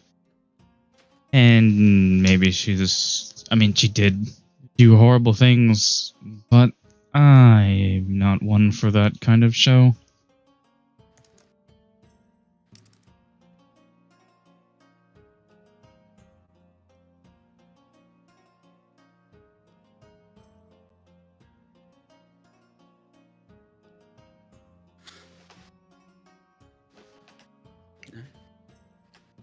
So back in Ambervale, anything you guys wish to do before Duke Sterling arrives? Oh, I have to see the kobolds. Okay. I have to tell them it worked. Then I have to ask for permission for mass production. Oh, jeez. That would be a good way to take care of the kobolds, you know? Like all shady under the table, they just get paid. And then it doesn't matter what happens because they're being taken care of. Leave my royalties under a rock outside the North Forest. Don't ask questions. Well, they know about Varla. Maybe I'll make an arrangement with Basque. Yeah, there you go. I mean, Beth knows about.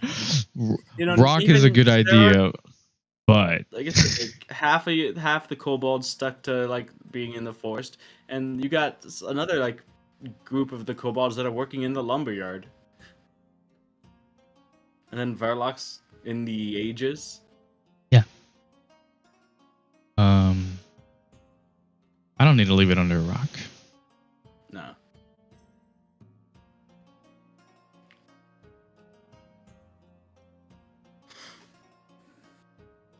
Alright, so you go to see the kobolds, you tell them this stuff, and... Dan. Hold on, we're doing kobold things now. Oh, no, it's okay. I was supposed to be muted for that. My bad.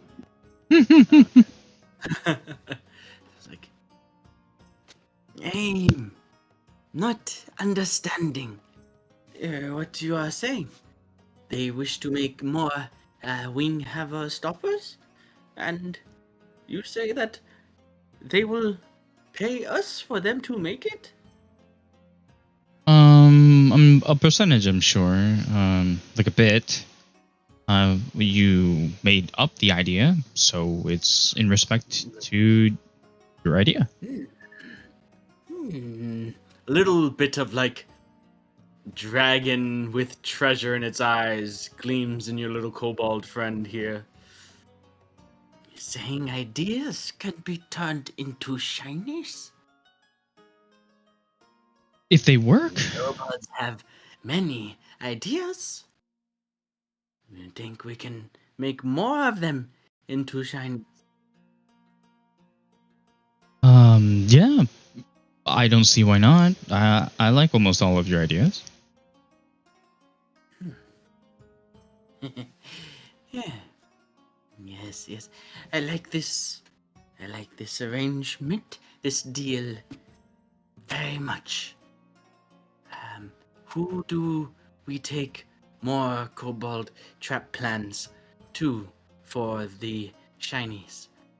I'll make some arrangements with Basque. I'm sure you know him. If not, I'll introduce you. Good. We get thinking on next trap contraption. Next one that people will want to buy. I'm excited to see what the next one might be. Here you walk away and you can see like with a rock kind of etching plans onto the wall that's like just full of kobold ideas. It's like, no. What about a bigger box with more centipedes?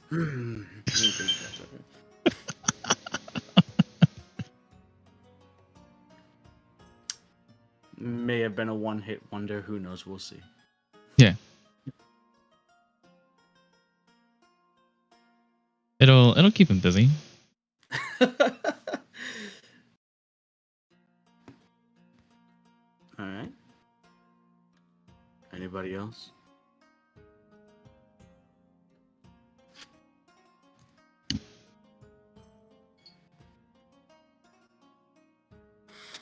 Well, I mean, I think everybody would want to meet with anybody that they were sort of, saying goodbye to. Like, Okay. Well, you're not One. saying goodbye right now, but okay. No. So, well, no, I meant, like, hey, I'm alive.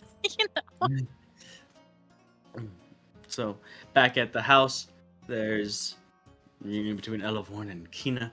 You can see that the candle you provided has seen a few nights of wear and use, obviously. The other one that she had before is pretty much just wax at this point. You're back! And you did it? Yes? Yeah, we did it. It went okay. How big was it? It was really, really big. Really, really big! Really, really, really big. As big as Durand? Bigger than Durand. Like as big as Artat? Bigger than Artat. I mean, it is bigger than Artat, right? I think it's bigger than Artat. Maybe we should go check out, Nothing is bigger than Artat. Kina hasn't seen anything bigger than. I mean, the hill is bigger than Artat. It's as big as the hill. I don't know about that. Maybe. We could ask Durand. Maybe he would know. Okay.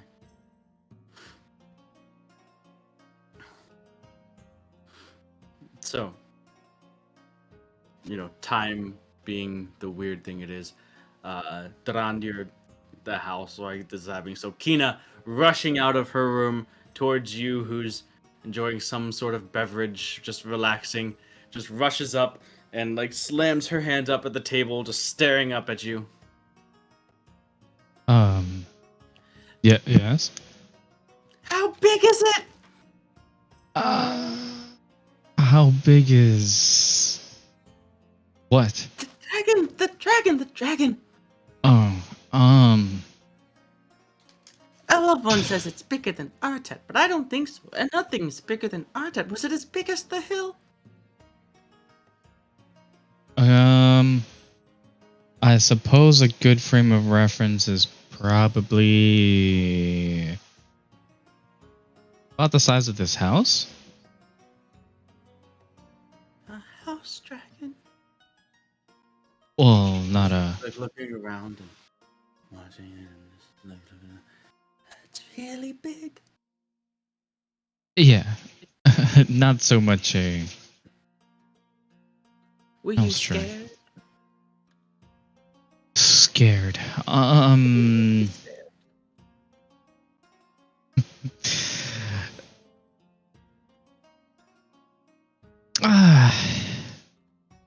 mean,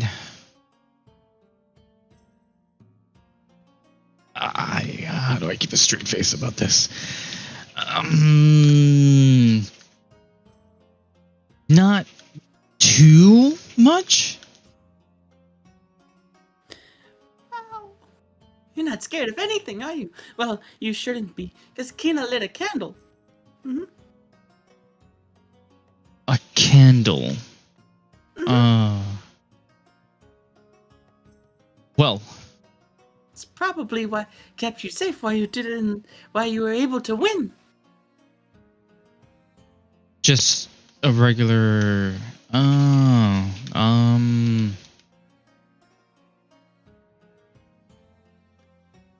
Well, that's strange. You by yourself, or did someone tell you to? Well, the first one, kind of. Then Elevon gave me one, so I don't think she told me to, but maybe. So, Ah, I don't know. Well, either which time, it seems like nice people, friendly people. Elevon's a friendly person. And she told me yeah. to light the one that she gave me, and then the other person who gave me the first one, they seemed pretty nice too, and I lit that one, but that one's gone now. Too many times lighting it. Elevon, you're I'm around sure. here as well. I'm sure exactly that is definitely what helped. She turns back and beams towards Elevon. Did you hear that? I helped! You did help, Kina. I'm going to need more candles if you're going away again. Yeah, I should see if we can get another candle or two, maybe. So you'll be gone for 2 candles? Oh, I don't know. I just thought, to have extras. When they get to the point where you can't light them anymore. So we don't have to buy them again for a while. So more than 2 candles?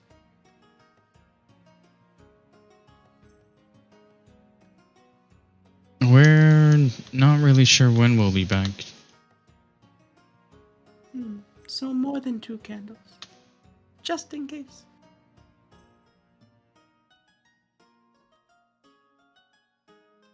But we will be back. That's for sure. As long as Kina has enough candles, I know you will be.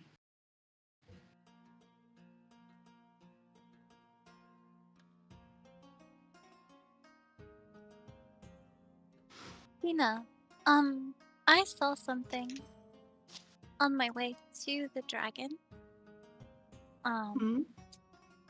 It might have been. Okay, I'm going to. Don't be too afraid, because I'm just going to make a picture of something in my hand, okay? And I'm going to use my other hand to cover it up, and I'm going to make a hobgoblin, like the ones we saw, and just ask her if this is what happened. That is them. And then I drop the prestidigitation because I don't want her to be staring at it, I'm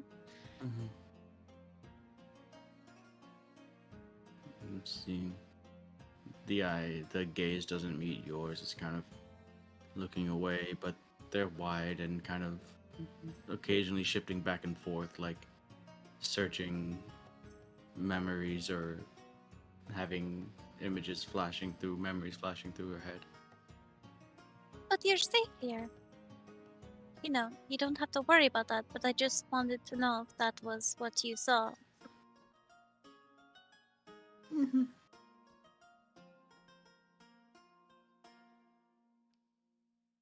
you know of anybody else who lights candles? Like you do? I think other people light them, but I don't know if they light them like I do, or or why I do. I don't know. Maybe Kina should try to get more people to light candles, for for a reason more than just seeing things. Seeing things. Maybe. Seeing things.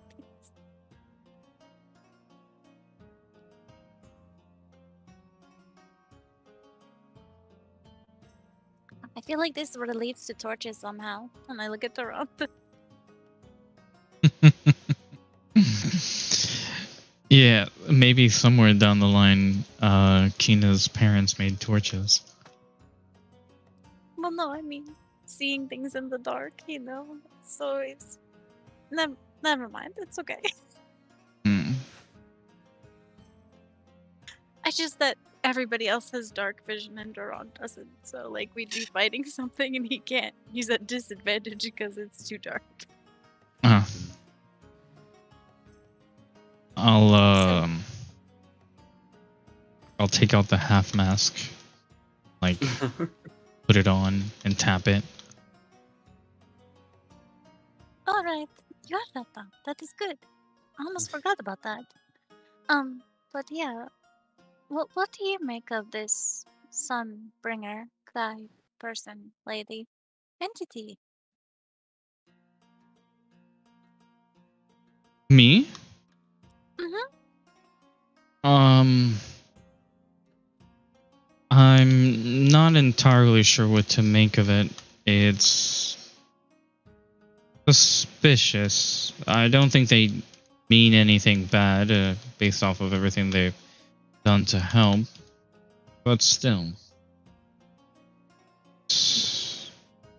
I mean,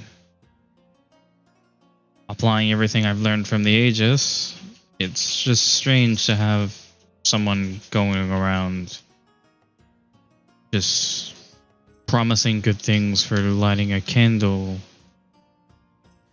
I suppose it could be seen as the thoughtless help that we provide people, which gives me some comfort, but still strange.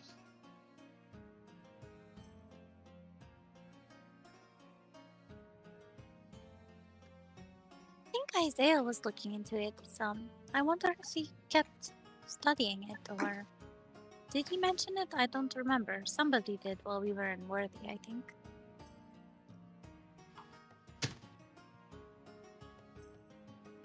Neri might have brought it up to him a time or two.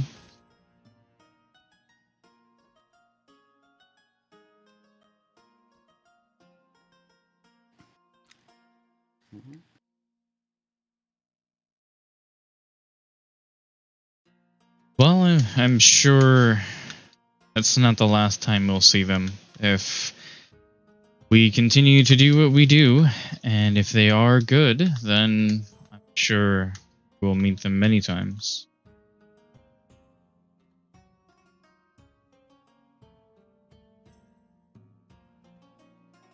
Yeah, you're probably right. Mhm.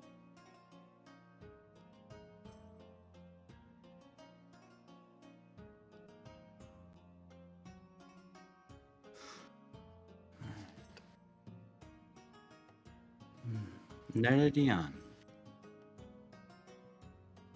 you're not at home. Instead, you're sat at a table with a nice smelling but still simple meal in front of you. Across from you is your mother, and to your side is Isaiah, who is paler than usual. Um, this is this smells wonderful. I looks to you, Neredian. Back to your mother.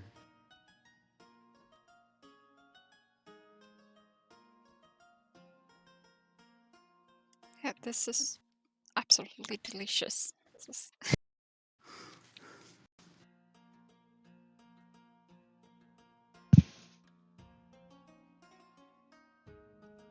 So, are you. Uh, how are you doing, Neredian? No. I don't see any missing limbs or anything of that sort, so. Any lingering injuries? Anything from your bout with a dragon? Well, I suppose that's because we dealt it surprisingly fast, I guess you could say. I'm not fully sure what Elavon did completely. She just summoned lightning from the sky, and soon after, with the help of Duen, the dragon was dead, and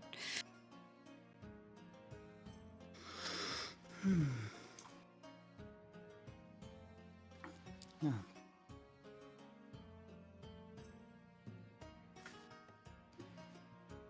It's quite an impressive group of friends you've surrounded yourself with. Though, fighting a dragon and living to survive in of itself is more than most would be able to boast, so do not sell yourself too short. I wasn't there, but I can't even imagine what it must have been like. I still can hardly believe you. I can't really hear you. It's something. I don't. Is was I quiet There's for everyone some. else too? Yeah, for me at least. And She said, basically, don't sell yourself short. Even surviving a fight with a dragon is something that very few people would be able to boast about.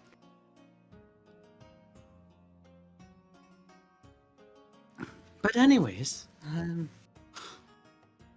Isaiah, he's like, yes. I mean, I'm more than happy to continue the talk about dragons and Neredian. I feel like we haven't quite gotten to exhausted that wellspring, as it were. S- Why are you so nervous?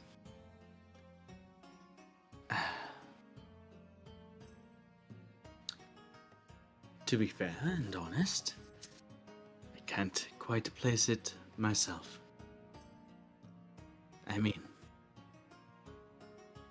I know how much you mean to Neredian.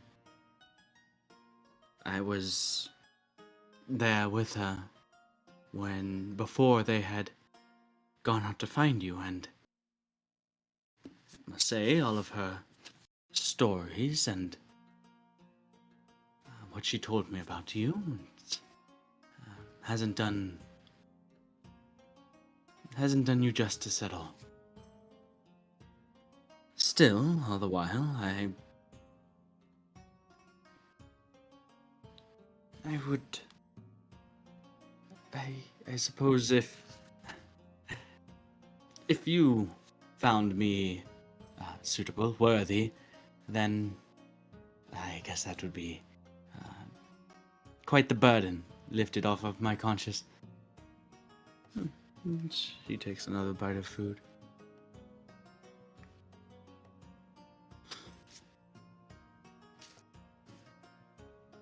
I'm not sure if I told you this, Nenadian, but when you were growing up, and I sat back and thought about the kind of person you would grow into, the kind of person you would eventually end up settling down with, I must say that neither of those were accurate predictions from all those years ago. Though, what you ended up going into far exceeded anything I could have ever comprehended or imagined at the time.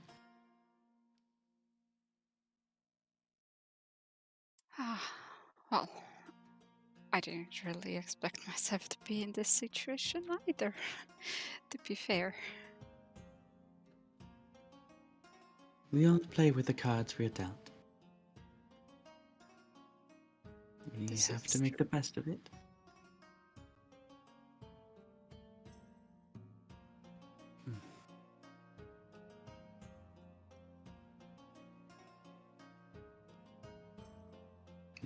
Isaiah's kind of seems like he's waiting expectantly, kind of just picking at his food.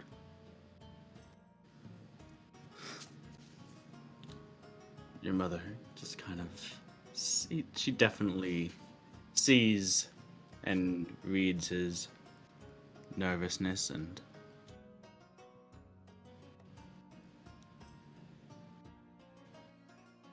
so is this serious then? I'm not one to I wouldn't hold it against either one of you. I understand the importance of fulfillment and the feeling. Is this serious or is this just for fun? Neradian, I believe, will be leaving again for some time. I imagine. Leaving the Empire entirely, from what I understand. Will the two of you be able to manage that? Isaiah says, well, I mean, she's gone off, granted, for maybe not as long as she's about to, but she has gone into dangerous situations before, and I will just point out that I had been beside her for a few of those. I mean, none too recent. I had recently gotten over an injury. No matter. But even so, one of the reasons why I can't and haven't been beside her as much as I would follow her into these dangerous situations is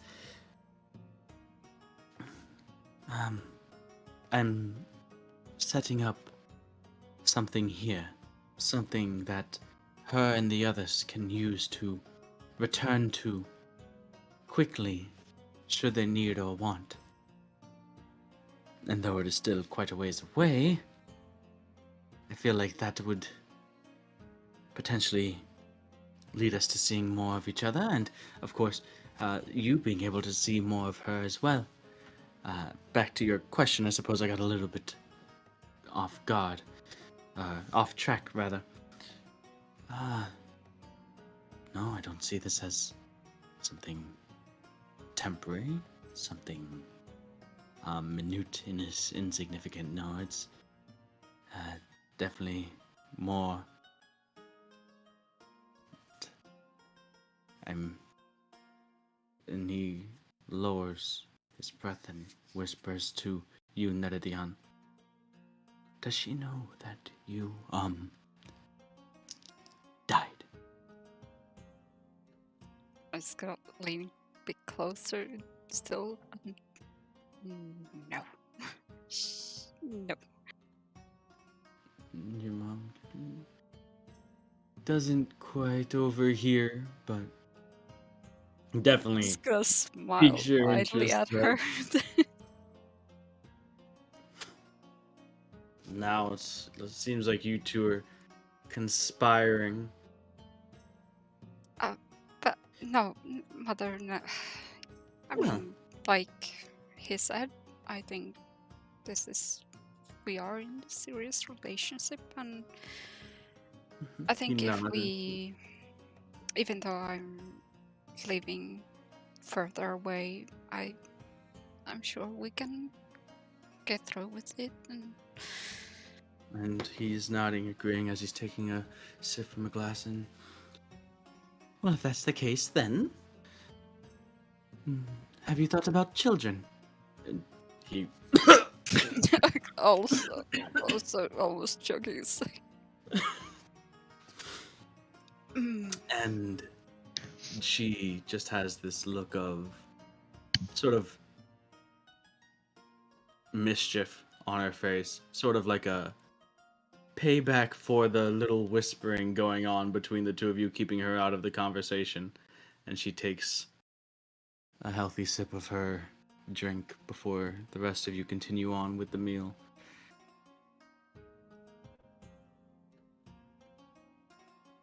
I mean, Mhm. to be honest, I mean, I wouldn't say no to children, maybe, but I think at the moment it's I mean, possibly not. not at the. I mean, you've got so much to do. You can't really go off on continue like, ah, with imagine fighting a dragon with no. That's.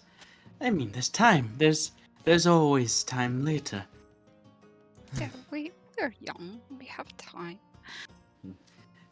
You have there's so much that you want to do and see with the rest of the Drand and the others, and I have work here, and it's certainly not something that I would say no to, but uh, Just not right now. it's just not right now. And on that awkward note, let's go ahead and take a break.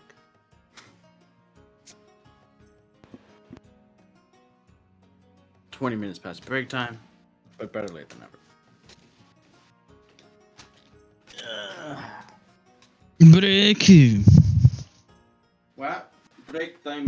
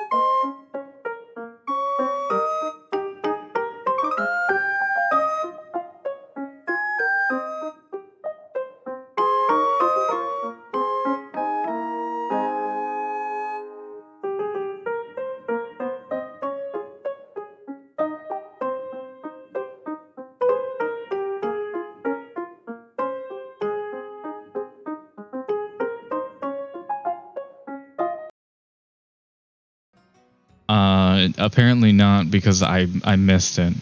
I missed the Okay. opportunity. All right. Well, count me in. The heck? Would you know, as you sit there and you stare at your book, and then you look back to me in confusion, that you're already alive? Oh, excellent. I don't feel stupid at all. Welcome back. So, you guys are all still in Ambervale. Era, is there anything that you wanted to do? If Willowa's in Abbeville, then I would like to go visit her. Okay. So you go visit Willowr in the area of the Phoenix Academy. It seems to have been, it's in the process of being like, spruced up a bit, and it's starting to look and feel more academy-like than just the tents or shack that they had been in before. Scrolls and texts have begun to line bookshelves in the walls. There's even a, a small closed-off stone room that's kind of attached to this otherwise wooden house that the etching and the progress towards making this permanent circle is eventually going to be housed in. So they found like a permanent place to, at least for the time, a place for the time being for that project, which is still months away from completion, but well on its way. As you enter, it's just Willowr, no Rookskirner Naval at the moment. Are they not back yet, or are they here as well?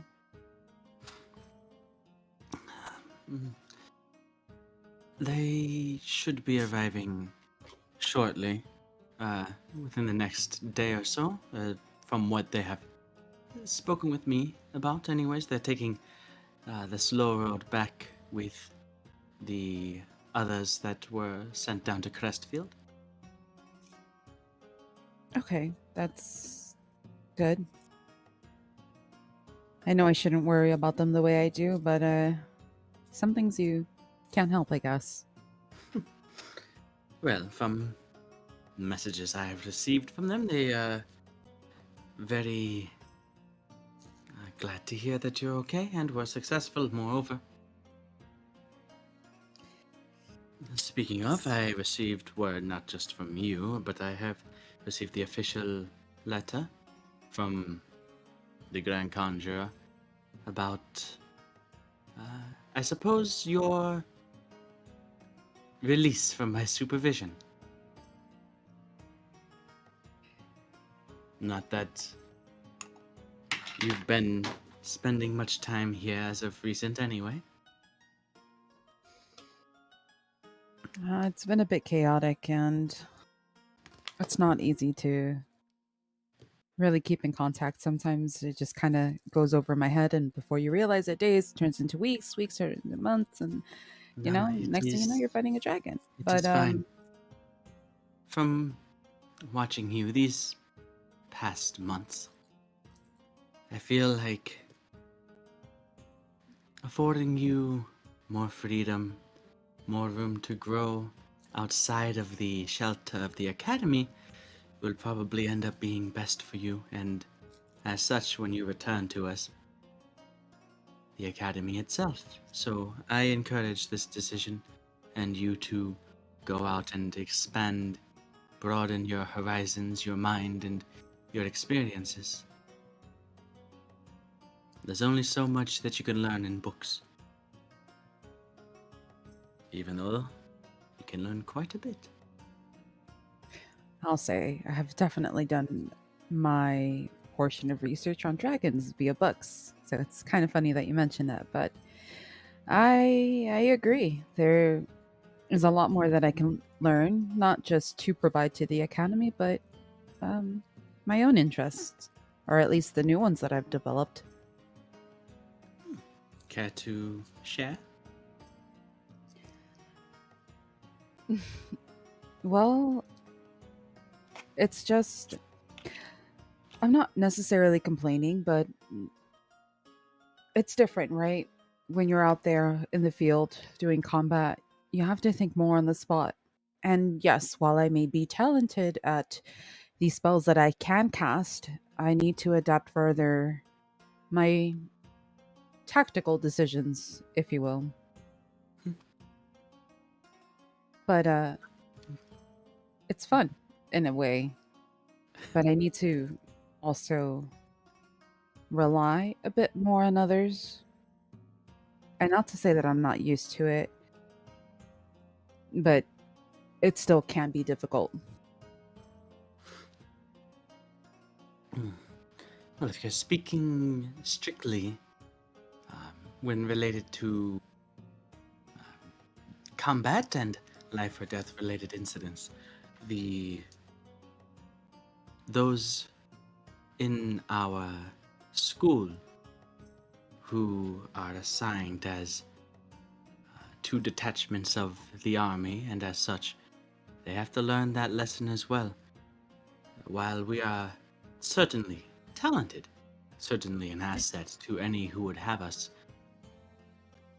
each one of them, as you are learning, had to learn to rely on those without our unique skill sets to become the most optimal version of themselves. It is not a weakness to rely on others to cover your strengths.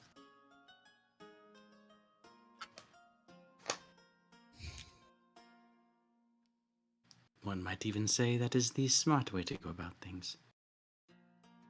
Though, I must admit, there are many amongst us, myself not excluded, who do have something of an ego which may play against such a mentality. But getting over that is, again, something that you will have to learn from experience and can't really read about in any of our tomes or scrolls.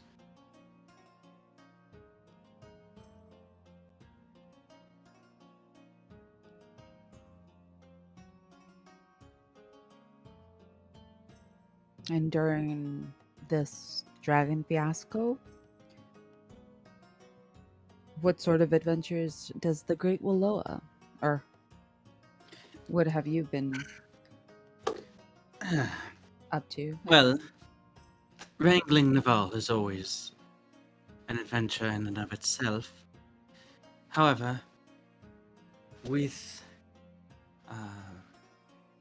there is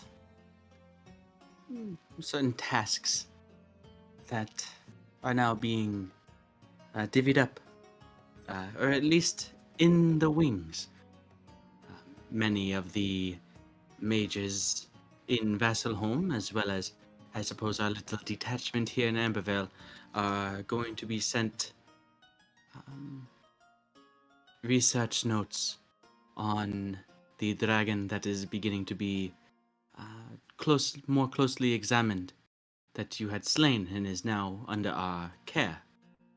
And so we will be provided what they find and asked to further study and, I suppose, review their findings, cross-examine them against previous written texts, and see what matches, what may not, and send our findings back so they can look further into certain aspects until we get exactly, well, until we can narrow down our research and our knowledge to the finest point it can be. So that's probably going to be happening within the next few months. I don't expect this will be a slow process. Or a quick one, rather. No, it's definitely something that will take time, but it is time and effort that I know the Phoenix Academy will use wisely, and it'll benefit plenty of people in the longer run should we come across an issue such as another dragon or anything like that. But knock on wood, I'm gonna look around for wood. There's plenty knock on- around here, however. Excellent. with where it is that you and the others should be going, I should hope that our process is not as slow as it may seem. Getting that information out to all of you might be the difference between life and death. As far as resources go, for my spells, I won't be here, accessible, nearby. Will I? Not You so will easily, not. That anyways. is something that members of the Academy who are not attached to any specific fixed location have to learn to deal with as well. You're not going to get any sort of stipend or allowance sent overseas to you. You won't imagine the stories of contemporaries of mine and the things that they had to do to scrounge up a few coins for some ink. Don't see yourself above the occasional task of physical labor if it can fund your studies abroad.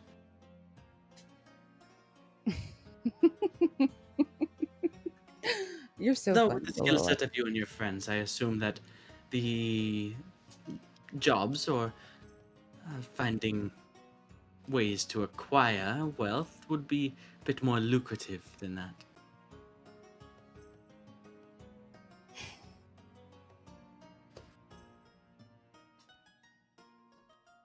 It would be embarrassing if I let a few resources pull me down, so I'm sure I'll manage.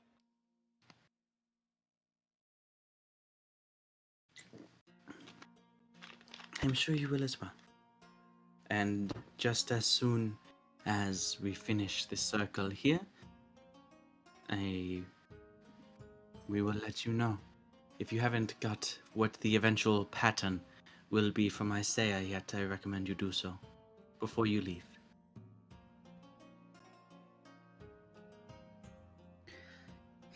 That's a good recommendation to take up. I'll be sure to speak with him. At least when he's not occupied.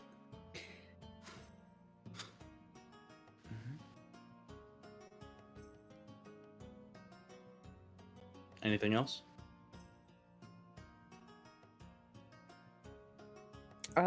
For the time being, no. I'm good.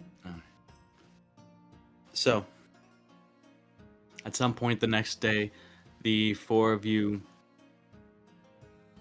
get together and are informed that the Duke has arrived in Ambervale and that basically wants a meeting with you four as well as Basque. And so you make your way towards the, I guess, town hall sort of building where Basque works out of. And you walk in as they are in the middle of discussing something. You overhear the Duke speaking. And once we figure out how to redistribute and reallocate the funds we have reacquired, there's going to be quite a large rebuilding effort to get those who have been stranded back out into their fields, their homes rebuilt, and so can we count on your lumber supply here to be able to facilitate that? Basque says, well, it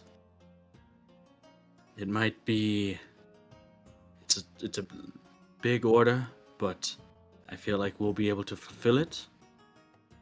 I may have to call upon a friend in Vasselholm, but I'm sure if I can manage to get a hold of him, he would be more than willing to help out with that. Then you guys approach and enter.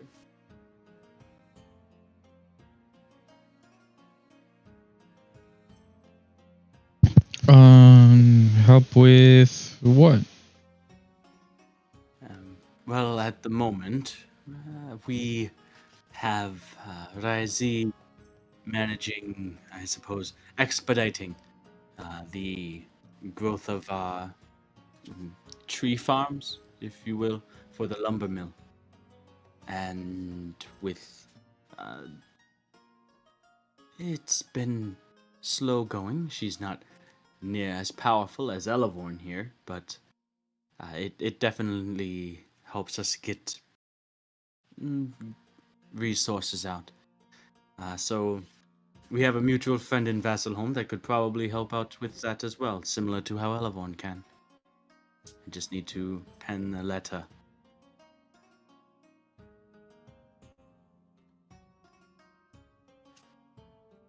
I think he might still work at the shipyard.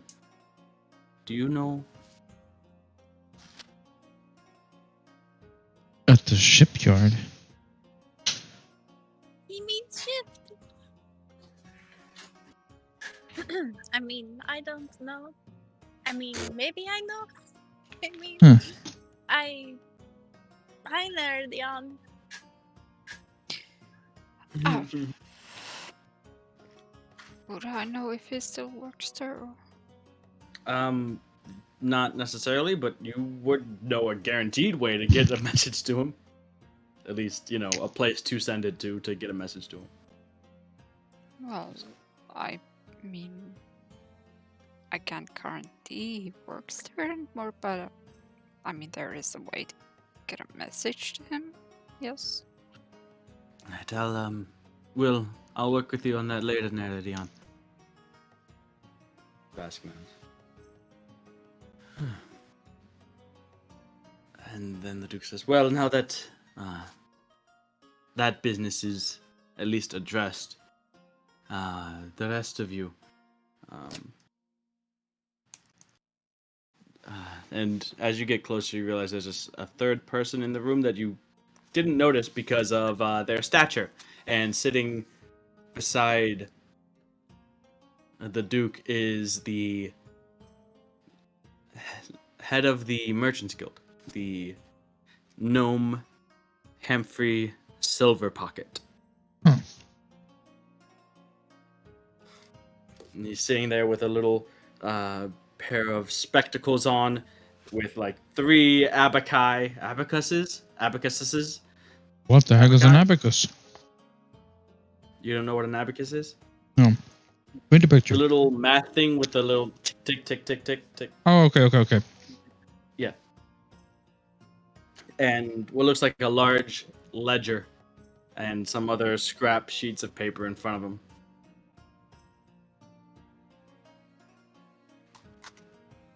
And it's saying,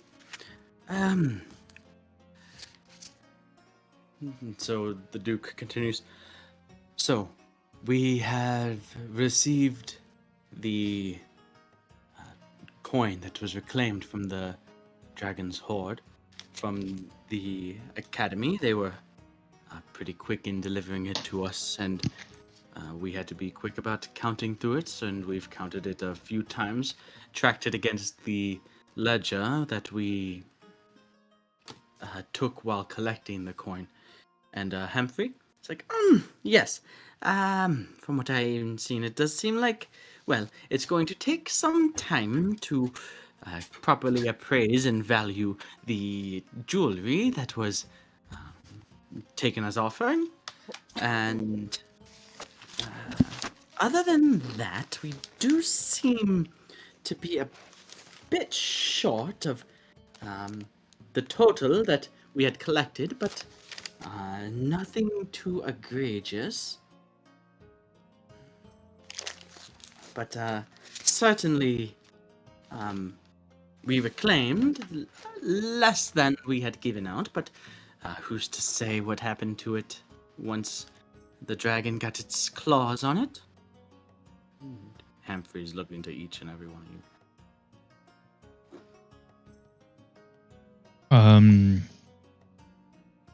Durand is shrugging.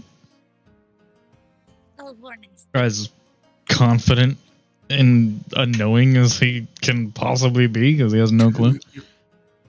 She's like, did I take it out? Did I not take it out? Oh, well, I'll just check, and I'm gonna go over to Durant and be like, gold coins, and see. Oh yeah, you pull out plenty of gold coins. Duran has many in his bag. What the? Hmm.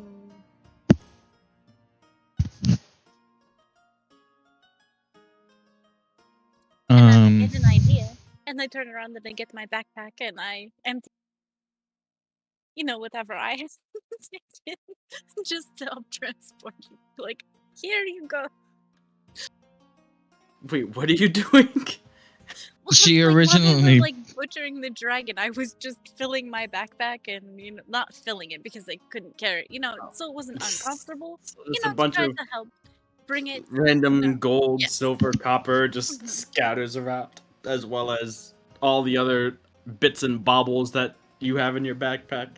Which I then go and collect some of. Mm-hmm.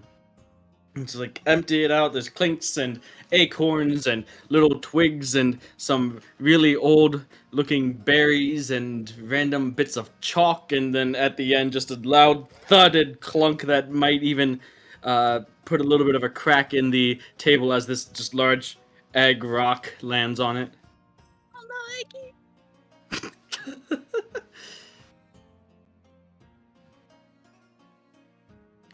If we're not he kind of brushes some junk away from his the area in front of him. If we're not certain, are you certain that this came from? I mean, I don't wish to count it now. We have our records and what we have, and as I said, it was more than one. I'm sure the Duke and I could have hoped to reclaim. The fact that we reclaimed any of it at all is a great boon. And I wasn't now trying to keep it. I was just, because there was a lot of it, and we are trying to figure out how we are going to get it to you. I didn't ask this before.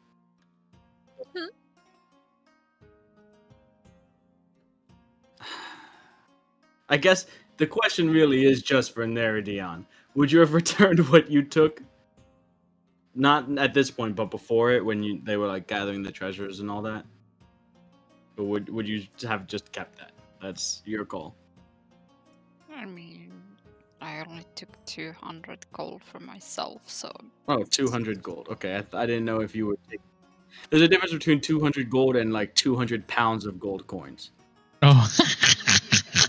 Oh my god. At the gate also, but I didn't. So like really- 200 gold. Okay.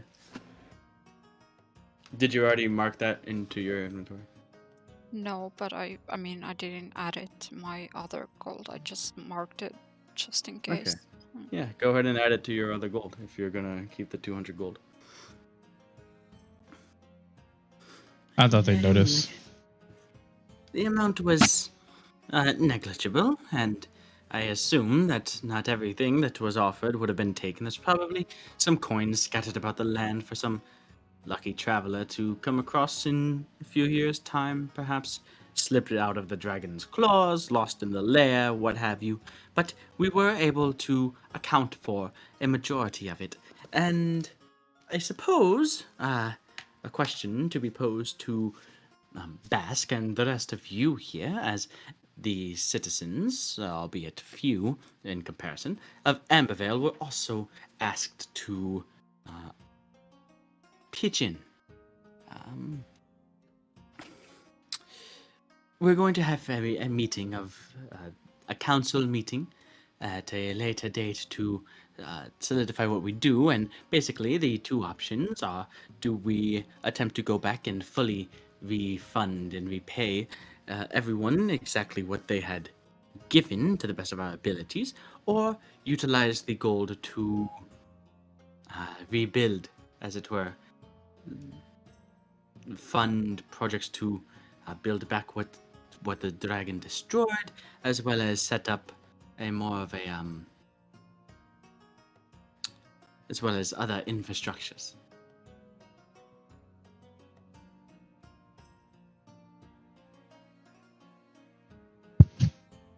Well,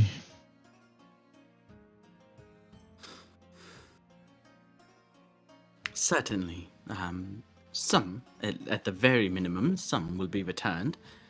and we do not wish for, I'm sure I can speak for everyone here, for anyone to go hungry at the very least. So do we put the money in their hands and let them determine what to do with it? Or put enough to get by and rebuild homes, farms, build new homes and farms as well?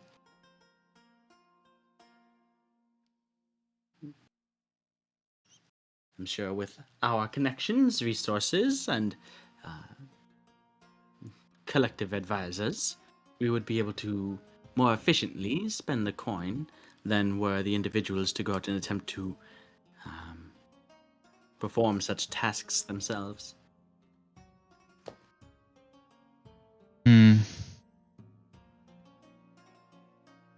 I think as long as the money goes back to the people, if that can be assured or promised. The Duke speaks up.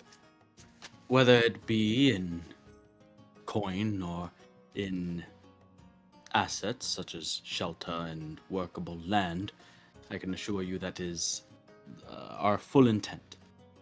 A poor and destitute populace does not make well for, let us be honest with what is a concern here. If the people are well off, then the better off we shall be, and the happier the crown will be with the revenue we can collect from them.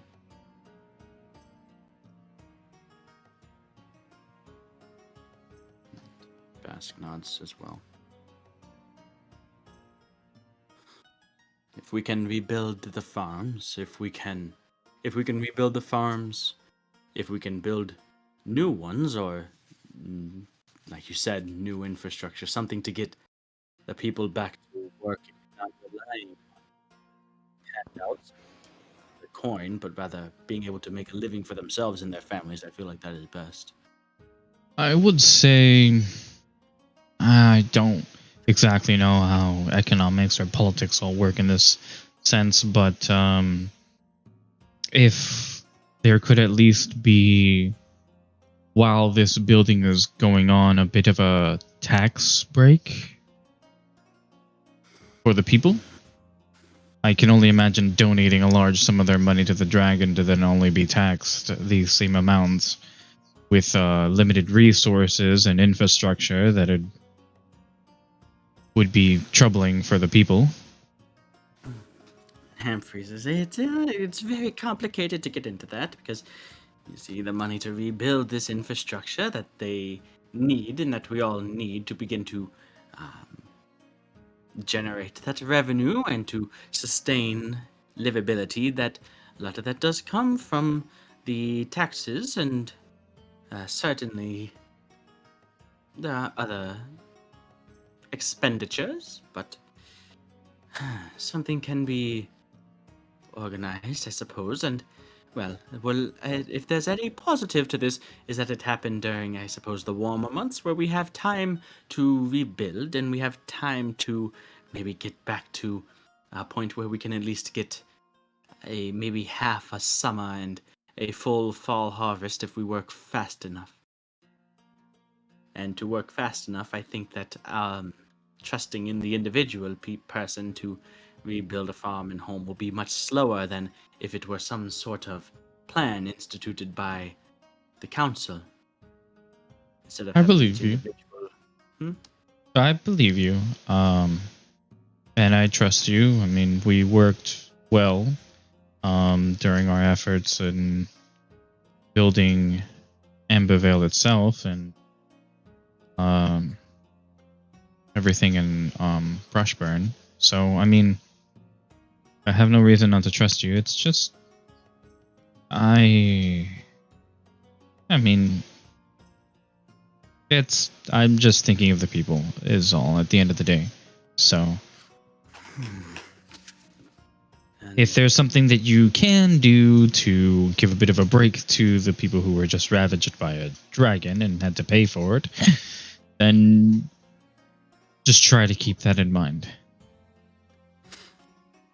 The Duke speaks again, and, well, due to the events of the past, about a year and a half now, I do believe that there is a little bit of a change even amongst the nobility, and things have been more put into perspective after seeing the provinces brought to the brink of destruction, and the importance and let alone the strength of the common person to rally together and to overcome the adversity and rise to the tasks that they had been called upon. Hmm?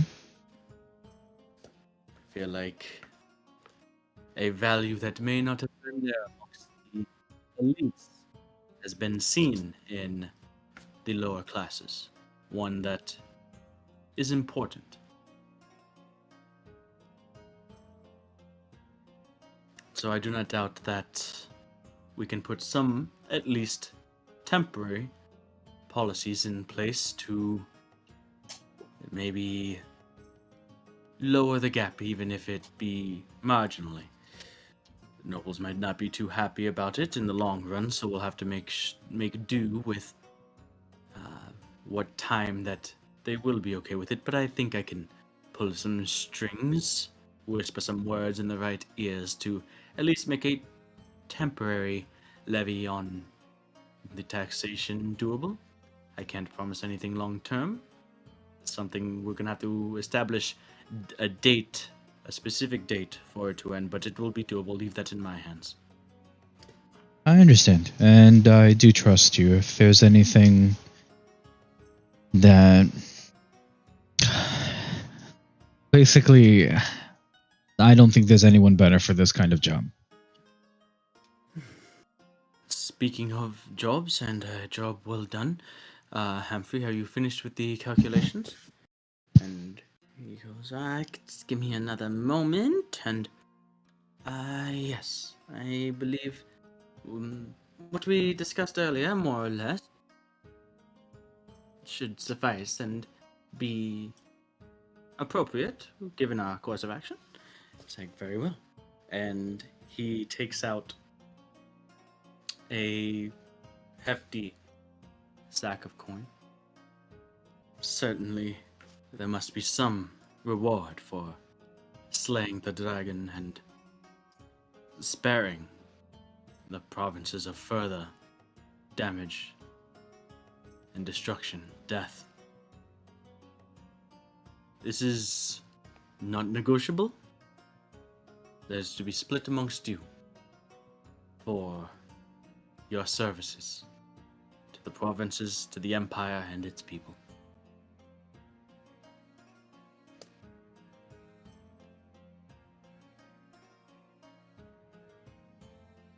My pride comes in the job alone, but I appreciate it. So, the sack itself, looks like it's like a very tiny amount compared to the larger hoard. That is until you take it and open it and realize that it's full of platinum pieces. Holy. So what you guys have there is 10,000 gold of platinum pieces. Sheesh.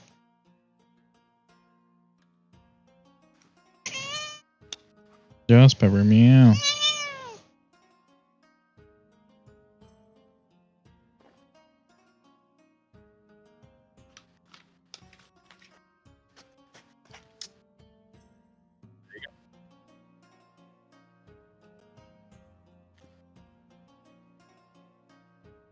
So the meeting concludes. You guys head back. Unless there's anything else, the next thing to do would be to take the trip back to the capital.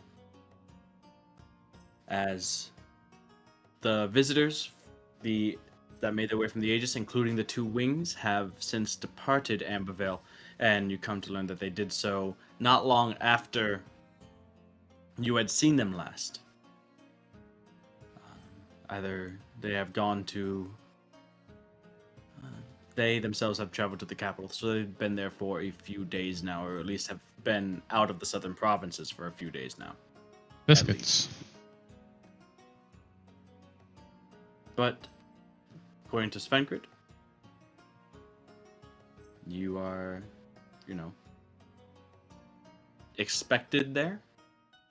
Yes. So, get there, I guess, at your leisure, but, don't take too long. Since we're talking about money, has the gold and the 2 jades arrived? The gold and the 2 jades. Yeah, because I took some stuff. Yeah. What was the gold for? What did you sell again? Or Oh crap! Yeah, she met with Marion. No, to sell some stuff. Yeah, and he, of course, took part of the gold because it's the guild, but I requested that at least some gold and 2 jades would be brought. Okay, yeah, I got it here. So it was from. Let's see, what was it again? Okay, I think I got it here. I have something about gems and money written down. I didn't tell you beforehand, right? You don't have that written down in your notes anywhere, or? No. Okay. So I've got here 2 large jades and 250 gold. Okay. I think it was from. Was it from stuff that you got from the vampire from Worthy? I think. No, Oh, I think it was. No. It was from the. Slave. It was from the slave. Yeah. Yuan T. Yeah, it was from the Yuan T. Gems that you took from there. Yeah. Good memories. Anyways. And I mean, you said that we shouldn't take too long, but how long are we going to take actually before we go? Because I'd like to do something with the jades before going. Well, that's for you guys to discuss. Durand would probably want to go as soon as possible, but if there's something you want to stick around for, I mean, we know. We don't. I mean, So you at least have the night. So what are you wanting to do? Is it something you need to be in Amberglass for? I mean,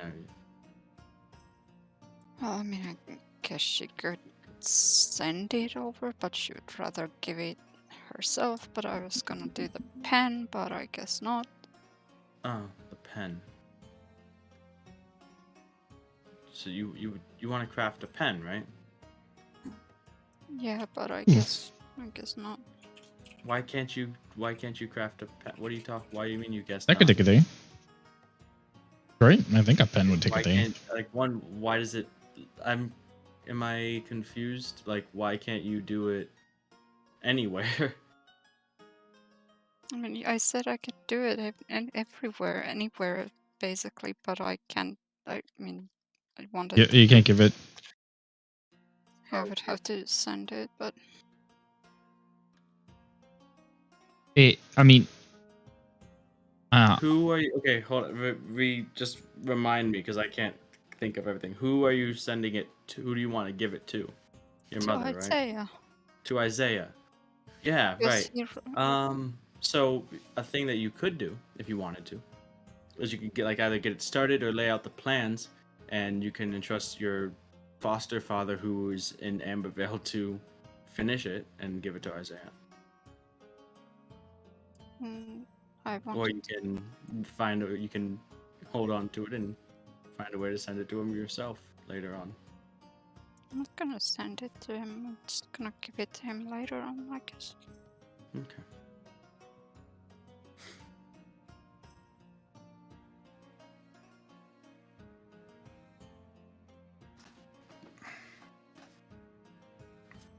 feel like we're gonna come back to Amberville. Why are we not? Like, I know we have to go to the capital, but we'll be back, right? Because I don't think I'm just gonna be like, all right, I'm leaving, bye. I mean, am I? I don't know. Probably not. But, you know, I'm just saying. Like, no problem I mean, going. that end,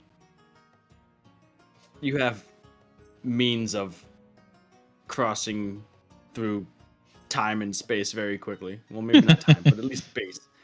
Not time? I mean, only forward, and only in the amount of time that you're taking. Yeah, maybe when the world isn't in too bad of a state, we can take a Take a day to walk through a tree back to Ambervale from Yeah. Draconia. It's That's definitely possible. Yeah. Well, I mean, I don't think. Would we just leave from the capital? Because I don't know. I just, like, No, this, you probably have time. and that's why I was Yeah. like, I don't feel like, you know, I need to say bye to everybody right now because I thought we were coming back, right? So we're pretty Yeah. imminently. Are we coming back? I was actually under the assumption that after the capital we were gonna dip, but that could be, you know, me just being way off. Because if we're coming back, then we Gucci. Sorry.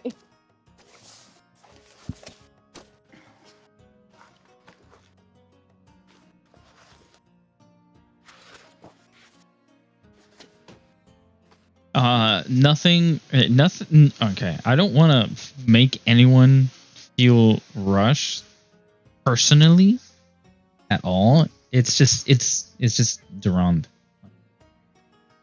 I mean, Yeah, if like we're gonna come back, then yeah, I think you guys will have time to come back.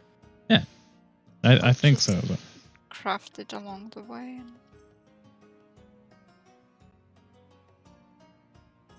So, I believe, Elavorn, you have familiarized yourself with a tree in the vicinity of the capital. At least Yes, within it.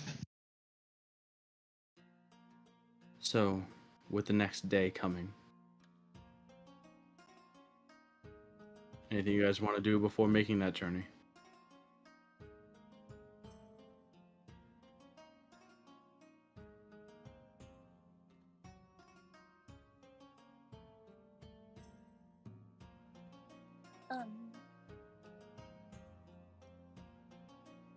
I'm gonna go steal Balthier back.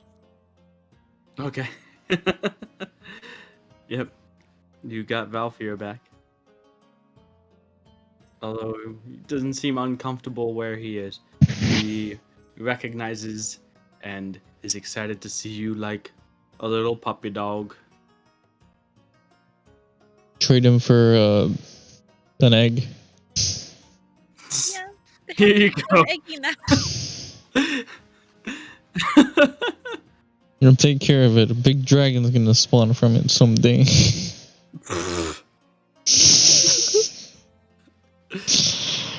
To Kina, you give the egg? Yeah. Okay. And Devon, you tell Kina this? Yes. Just making sure. Why do you do this? If I take care of it really good, will it be a nice dragon?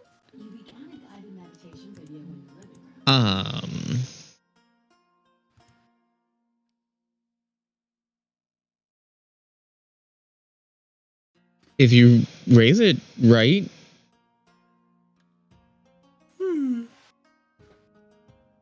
Okay. Kina's never raised a dragon before?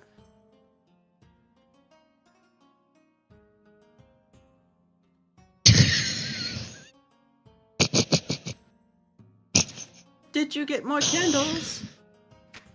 Oh, I forgot. I have to get some when we go to the city. I will bring some back with me.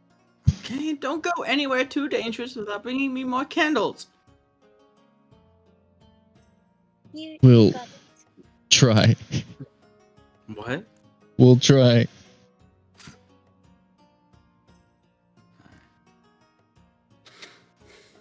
And so, Kina goes and gingerly places the egg in her room somewhere. Does it need nest. Do you think Uh, you could build a nest for it?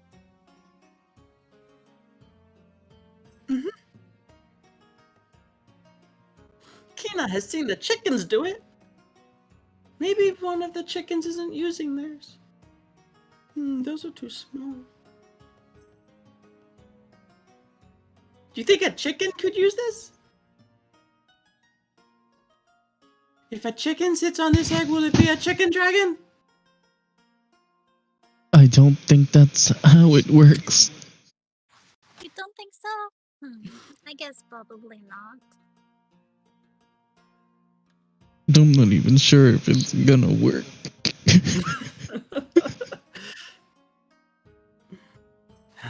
Poor Duran. Alright. So, the next day, the four of you meet up. Elevorn. You gather around the oak tree in Ambervale, cast the spell, and the four of you walk through the tree, as well as Svenkrid. He's coming along too, if that's okay, if you'll have him, and enter into Airleshire, the capital city of the Erlesian Empire.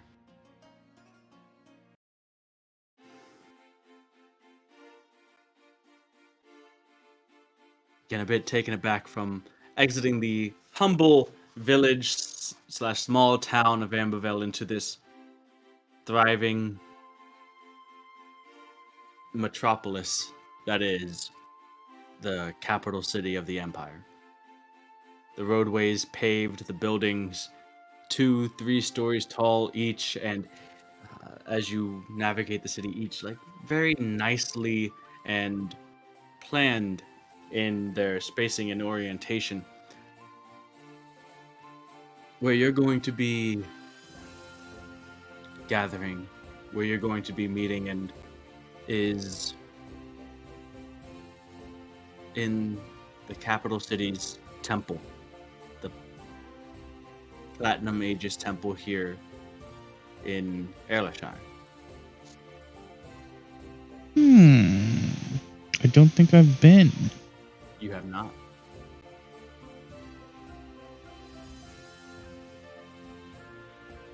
You're gonna try to find it? Yeah, well, the day is young. Maybe I can get it done today. Yeah, I mean, Svenkrid knows its location. Oh, perfect. I'll ask So him. anyone who wants to go and see it can. Otherwise, if you guys have anything else you want to do here in the capital, you can. I mean, Elevon wants to buy candles, I guess. Nary and Era want to find hidden books. Hidden books. Secret books. Secret book club. A secret smutty Yes, book yes, club. we get it. Like scrolls or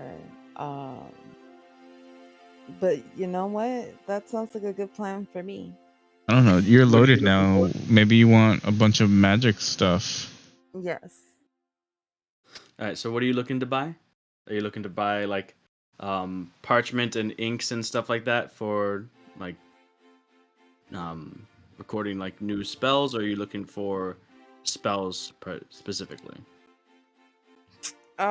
You know what? Let's be responsible wizards and get more parchment and Okay. things.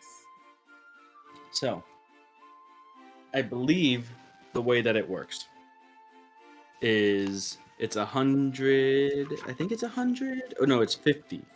I think 50 gold of parchment and ink per spell level. So if you find like a scroll for a 4th level spell, that's going to be 200 gold to copy it into your spell book. If you find a 1st level spell, I think it's 50. And since you're an evocation wizard, those costs are halved for evocation spells. Nice.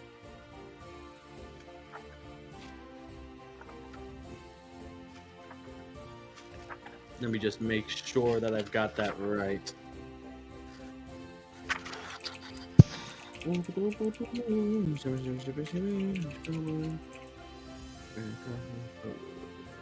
Yeah, no, guys, that's fine. I'm gonna go to a job interview. Aria's gonna go buy fucking Yeah. the whole For entire each level of shopping district. spell, for each level of spell, it takes 2 hours and 50 gold.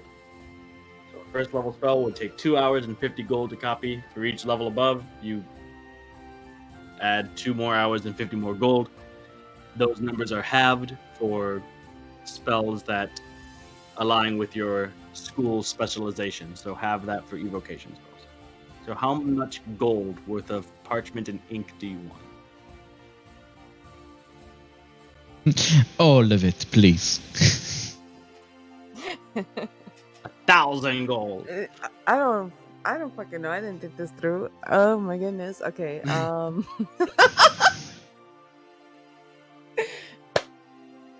right. What's the highest level spell you can cast? 6. 6. So I don't know. Get like That would be 300 gold for a 6th level spell. 150 Yeah. if it's evocation. Okay, we'll do And that. that's one 6th level spell. or 2 level 3s. Oh. Yeah. Oh wait, hold on. Actually, big brain. Let me look at my actual spell slot. How many spell I slots do would I have? do. Like, I this will is do a more level you 3. I and wouldn't be afraid of buying too much is all I'm saying. Oh my god! Thank God. Okay, can I get one? Can I get all of them, please? I would like all of the materials that you have in your Wait, hold on. fine establishment. ¿Cuánto dinero tengo? Porque Quanto dinero tengo? I don't know how much money you had before plus 2,500. Exact. Okay. Perfect. So probably like 2,500. I'll get 1 level 6. No, just tell me gold. How much gold Oh worth? my god. Because Okay. you're not You're copying losing the her spells there. right now. You're losing her there. Okay. No, So no, three. you got That's me. You 300. got me. You Give have me- to. give You me have to be the one to 1,000 convert. I'll do the math. dedicated. Yeah. 1,000 gold dedicated to my papers. To my Okay, papers. 1,000 gold Papers, please. worth of parchment. Thank you.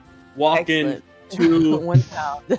you spend some time walking around the capital city, and you do get some glances occasionally, but nothing that's too like off-putting. It seems like people here are more used to the diversity of races, and you as well see many people from all different races and walks of life as you walk around in search of some place to purchase your materials, and you find a shop that seems to meet your need. In the storefront, it's painted in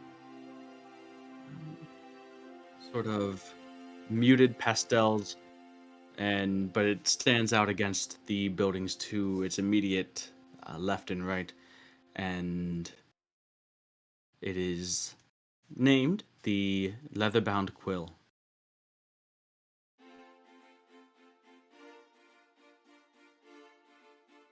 You walk in and you can see that there are the smell of inks and parchment immediately assault your senses as you walk through the doors. And near a counter, currently from a larger bit of ink, sort of funneling stuff into smaller glasses wells, is a looks like middle-aged half-elven man. A bit strange for a half-elf, as he's a bit on the heavier side, and you don't necessarily remember seeing too many heavy-set elves.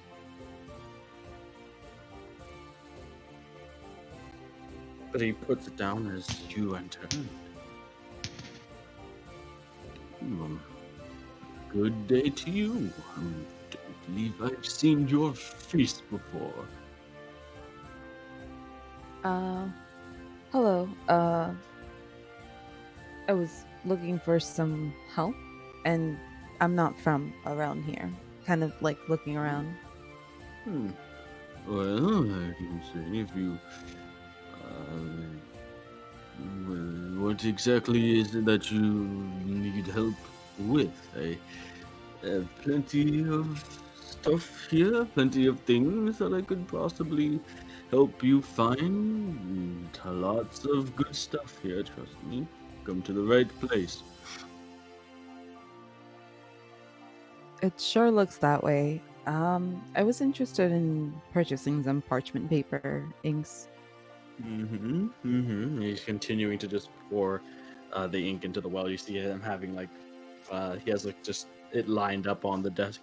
And about how many pieces, how many uh, wells of ink are you looking for? A packet, an inkwell. What do you...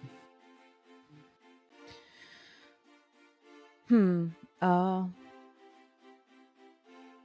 this many, and then I'm just gonna put gold coins. just put You down mean a the 1,000 platinum gold. piece? Yeah. Hmm? Just bonk it. Just throw Just the 1,000 platinum piece gold on the and just table. plop down a small fortune in front of him, and you can see he sees it, and he's just like the eyes go wide, like, what? And he's still pouring, and the inkwell's overflowing, and the ink is flowing onto the table now. Oh, dang! Let me clean. I'll have to check to see if I have. How much is that? Do you have enough to give change? Do you, what do you? Well, I was only looking for a couple of things unless you were willing to do some type of discount for me since I am looking to purchase on a long-term scale. Kind of, sort of. Anyways, I'm only here for momentarily, but I imagine that you can assist me in some way. I was looking to purchase some of this and maybe a little bit of that. Hold on. I can certainly. I'm sure we can come to an agreement, and normally discounts are reserved for frequent customers, but I can definitely work something out. Parchment and ink is what you need, yes? And I'm surprised I didn't pick up on it earlier. You're clearly a learned woman, one who requires such things for perhaps magecraft, correct? Precisely. So don't think you can fool me, because I would not think of it. I am an honest businessman. Well, first off, let me just do a quick inventory and see if I even have enough to fulfill such an order. And he hastily gets up and shuffles around and ends up coming back with 3 large wooden crates that he is struggling to carry and can't even lift up to get onto the table, so instead just drops them down besides the table. And like I say, 3 large wooden crates, like they are about as tall as you when stacked on top of each other. oh my And goodness, each can I one help is with my little completely hand? just stacked full of parchment. What? I want to help with my mage hand. Oh, okay. He's You help joking. with your mage. You're basically like you're like there and you're holding it, but not really supporting much weight. You're that kind of friend.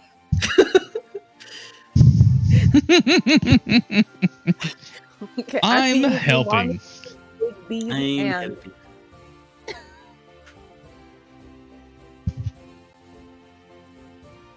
Worry not, my friend. My mage hand will do more than enough. Get the other hand. This is a lot of parchment. You have a bigger hand. Upgrade hands. Okay, well, approximately how much does it weigh?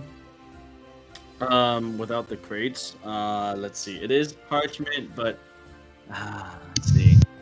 How much does paper weigh? Off the top of my head, let me just tell you. No, I don't know. Like Too much. Okay. It's a good amount. It's not an inordinate amount. You have a bag, right, or no? I do have a bag. You have a bag of holding? Yeah, of holding. Yeah. Okay. The bag of holding has a 500-pound capacity. The parchment, no problem. You're not going to be able to stuff the crates in there, but the parchment itself doesn't weigh 500 pounds. Excellent.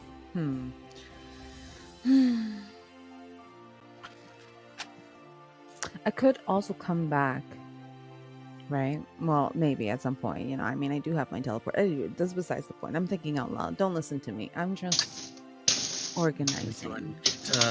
Get the ink then. Do you want individual ink wells, or perhaps I have larger containers where I create it and I store it in larger containers before divvying it up into the individual ink wells. I bulk orders, for the academy and such. I normally don't bother putting them into single person wells. Then we'll do that. It's going to be a long journey, so I have to be extra prepared. And so it comes back with basically large glass vials, sort of jugs, essentially, with cork stoppers in them, full of ink.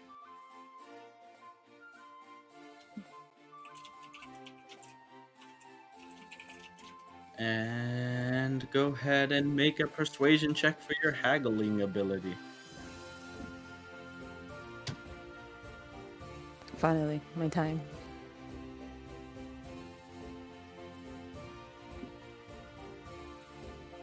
You can use the charisma for something.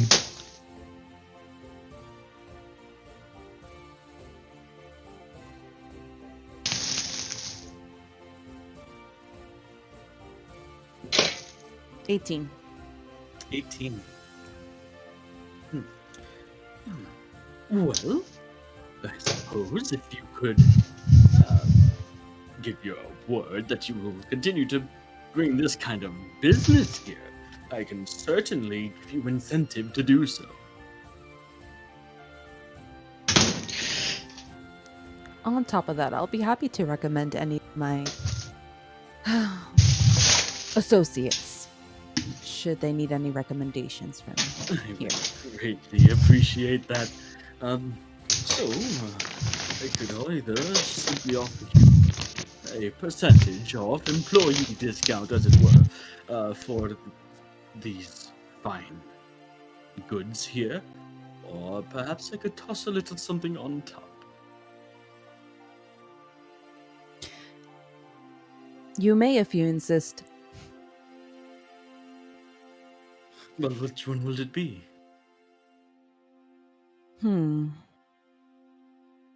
Depends on the extra. What are you thinking? Well, I do a little bit of spellcrafting myself from time to time.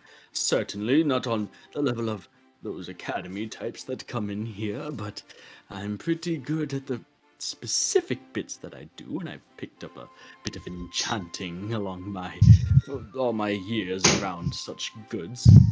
And one thing in particular that I have come to find of very good use is, well, this is my personal one, and I haven't quite made a second one yet, but I would be happy to offer it in a show of business. And it's a very nice silver quill, kind of like a fountain pen type quill. Looking at my quill, how does it compare? It's a lot fancier than your quill. Okay, I want it. You had me at a lot. You had me at a lot.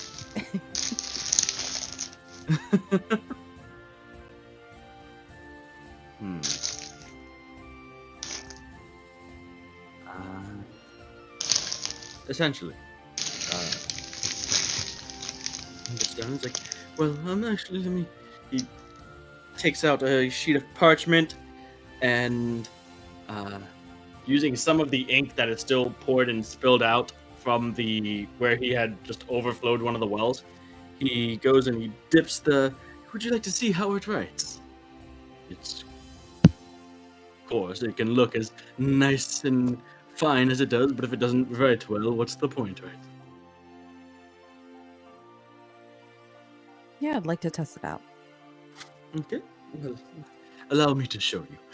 And he goes and he dips some ink in the well and begins to write. And he, for what looks like someone who might not have too much finesse, he actually has very nice calligraphy. And the ink strokes and everything seems nice and smooth. And then as he's writing, he just like random letters, numbers, symbols. It looks nice. It's a nice pen, but it seems like that's all it is. And then he says, "Well, what do you think of that?" And he kind of clasps his hand together, and as he does, the quill continues to write on his own, and writes out, "Well, what do you think of that?" Question. Hmm. I'm gonna I'm gonna be very focused in the way that it in the way that it inks on the paper and the parchment. Mhm. Um And so uh and as he continues to speak, he explains it. It's like as fast as you can speak, this quill will write, and the entire time the quill continues to write on its own the things that he's saying. I imagine it could drastically reduce the amount of time it would take one to copy or write spells. Oh no, that's very impressive. it's dangerous. And you said you created this. I did. And he goes and he takes it and lays it down because it's been transcribing his entire part of the conversation this whole time.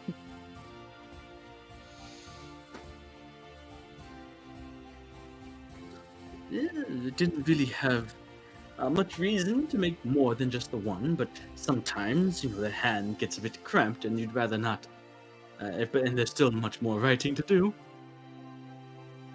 Not only that, if you're able to make these and create them, you can always maybe try designing some custom ones. I feel like that would bring some attraction in it as well. No, I mean, it's a novelty. Certainly not something that. I mean, I'm not sure if it would be worth it. It's not cheap to make or enchant, and people seem fine with writing as they always have. Then keep it limited. That way, uh, well, there'll be demand for it for sure. I'll be sure to be a spokesman of this, anyways. Of course, after I test it out, I can give you my honest feedback. I would appreciate that. And he goes and puts it over, and there's kind of like the goodbye, old friend type of thing, but it might be something to what you're saying, and certainly I will have to make myself at least one more.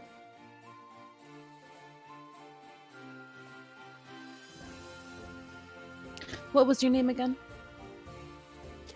Well, I never said. Then pardon me for not Names, man. asking. Fucking names. Hee hee hee. Shopkeeper number 1. Oh, such a unique name. Shopkeeper. No one's ever had that name before.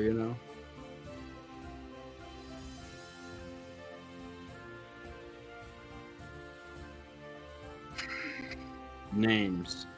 Give me a letter. I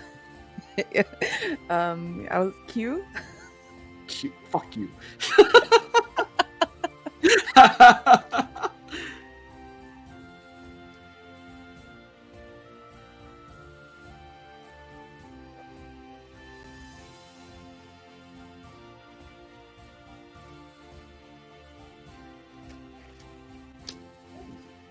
I don't believe we exchanged pleasantries.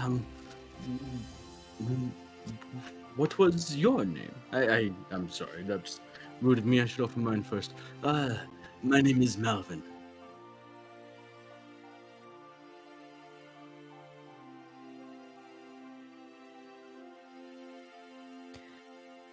What'd you say?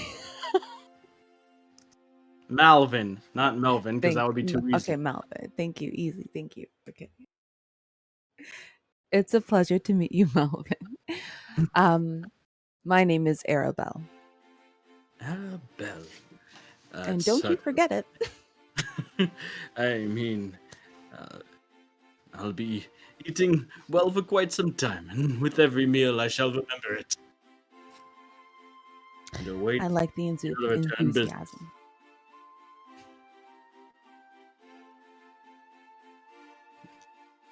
Should I assist you, and do you need, I mean, any help in transporting these anywhere? Do you need?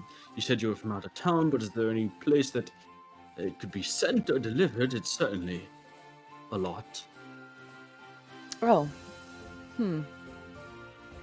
Uh, Or you can put it in your bag. Of holding, but he doesn't know that. yes. However, I'd like to use my hand, my big hand, to help me put everything into my bag of holding. So Bigby's hand just comes out, grabs like an entire thing, and just starts funneling it down into the bags. And oh, why do I even ask you types? You always got something surprising up your sleeves. Apparently, you had a huge hand under yours. I wouldn't have guessed. The thing is safe.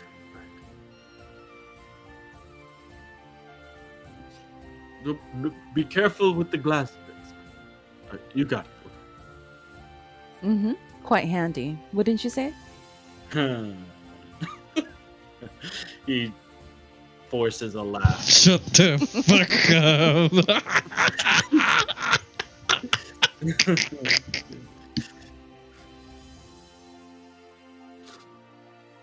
You could say your big spender mentality with your persuasion check has him eating out of the palm of your hand. Yay. Stop, it's too late. I'm gonna fucking die. You could say, wait, he's trying to stay in your good graces. You have him wrapped around your little finger. And or other puns. Anyways. After you spend, so go ahead and mark off 1,000 gold. Done. And note somewhere that you have 1,000 gold worth of parchment and inks. Elehorn, you can go ahead and mark off 10 copper for the candles that you bought. Both of you big spenders. Oh, big money spenders. So like we have the contrast of, Era just here's the giant bag of money, and Elehorn somewhere else being like, should I buy 10 copper or 12 copper? How many candles do you want to buy, Elehorn?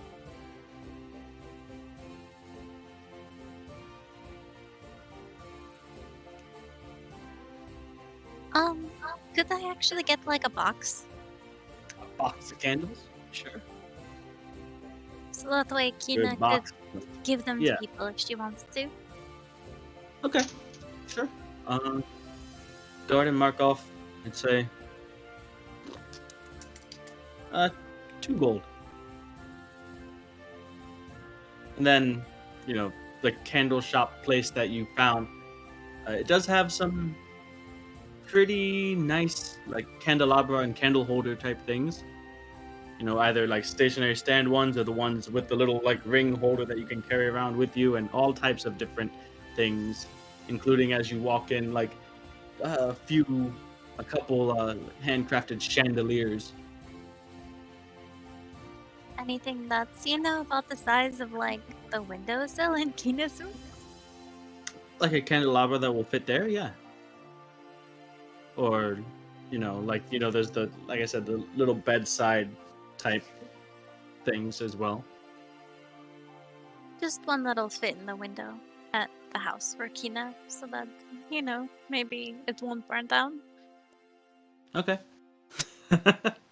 Maybe the house won't burn down. Maybe. Alright, so there are plenty made out of like brass and copper. You can even see some silver ones and some that seem to have some like gold trimmings about them. Just a simple one. No, get her a fancy one. Okay.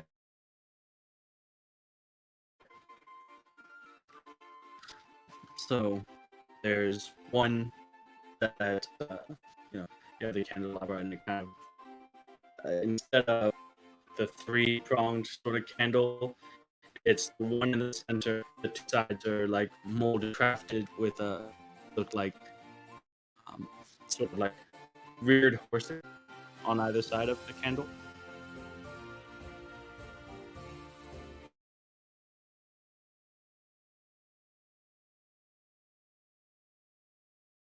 Rip, rip, internet.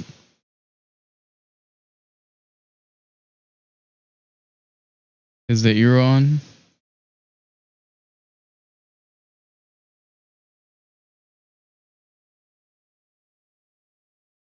Oh no, what kind of fucking Eero update is it doing now? You jinx us, baby. You're the one that said internet. Go out.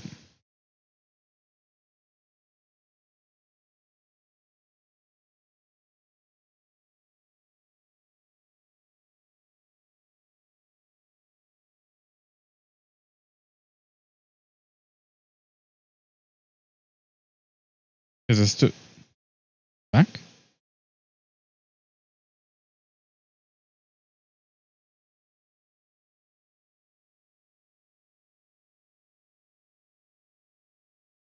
Is it on? The ear on? And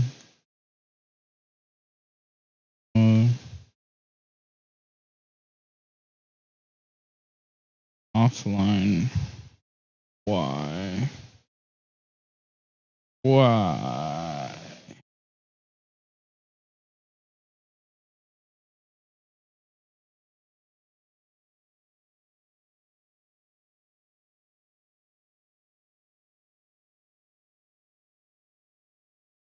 Network is running an Eero update.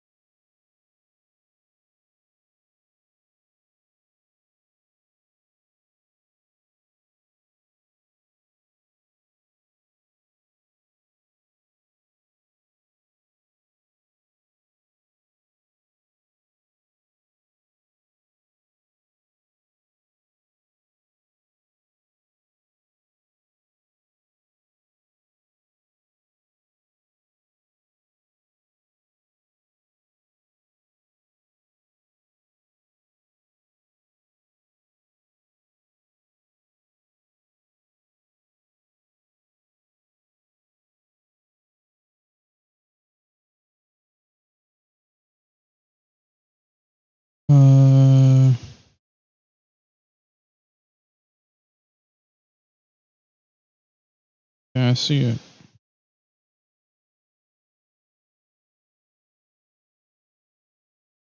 It's just weird because nothing says performing an update. Like, it did say doing an update, but now it doesn't say anything now about doing an update.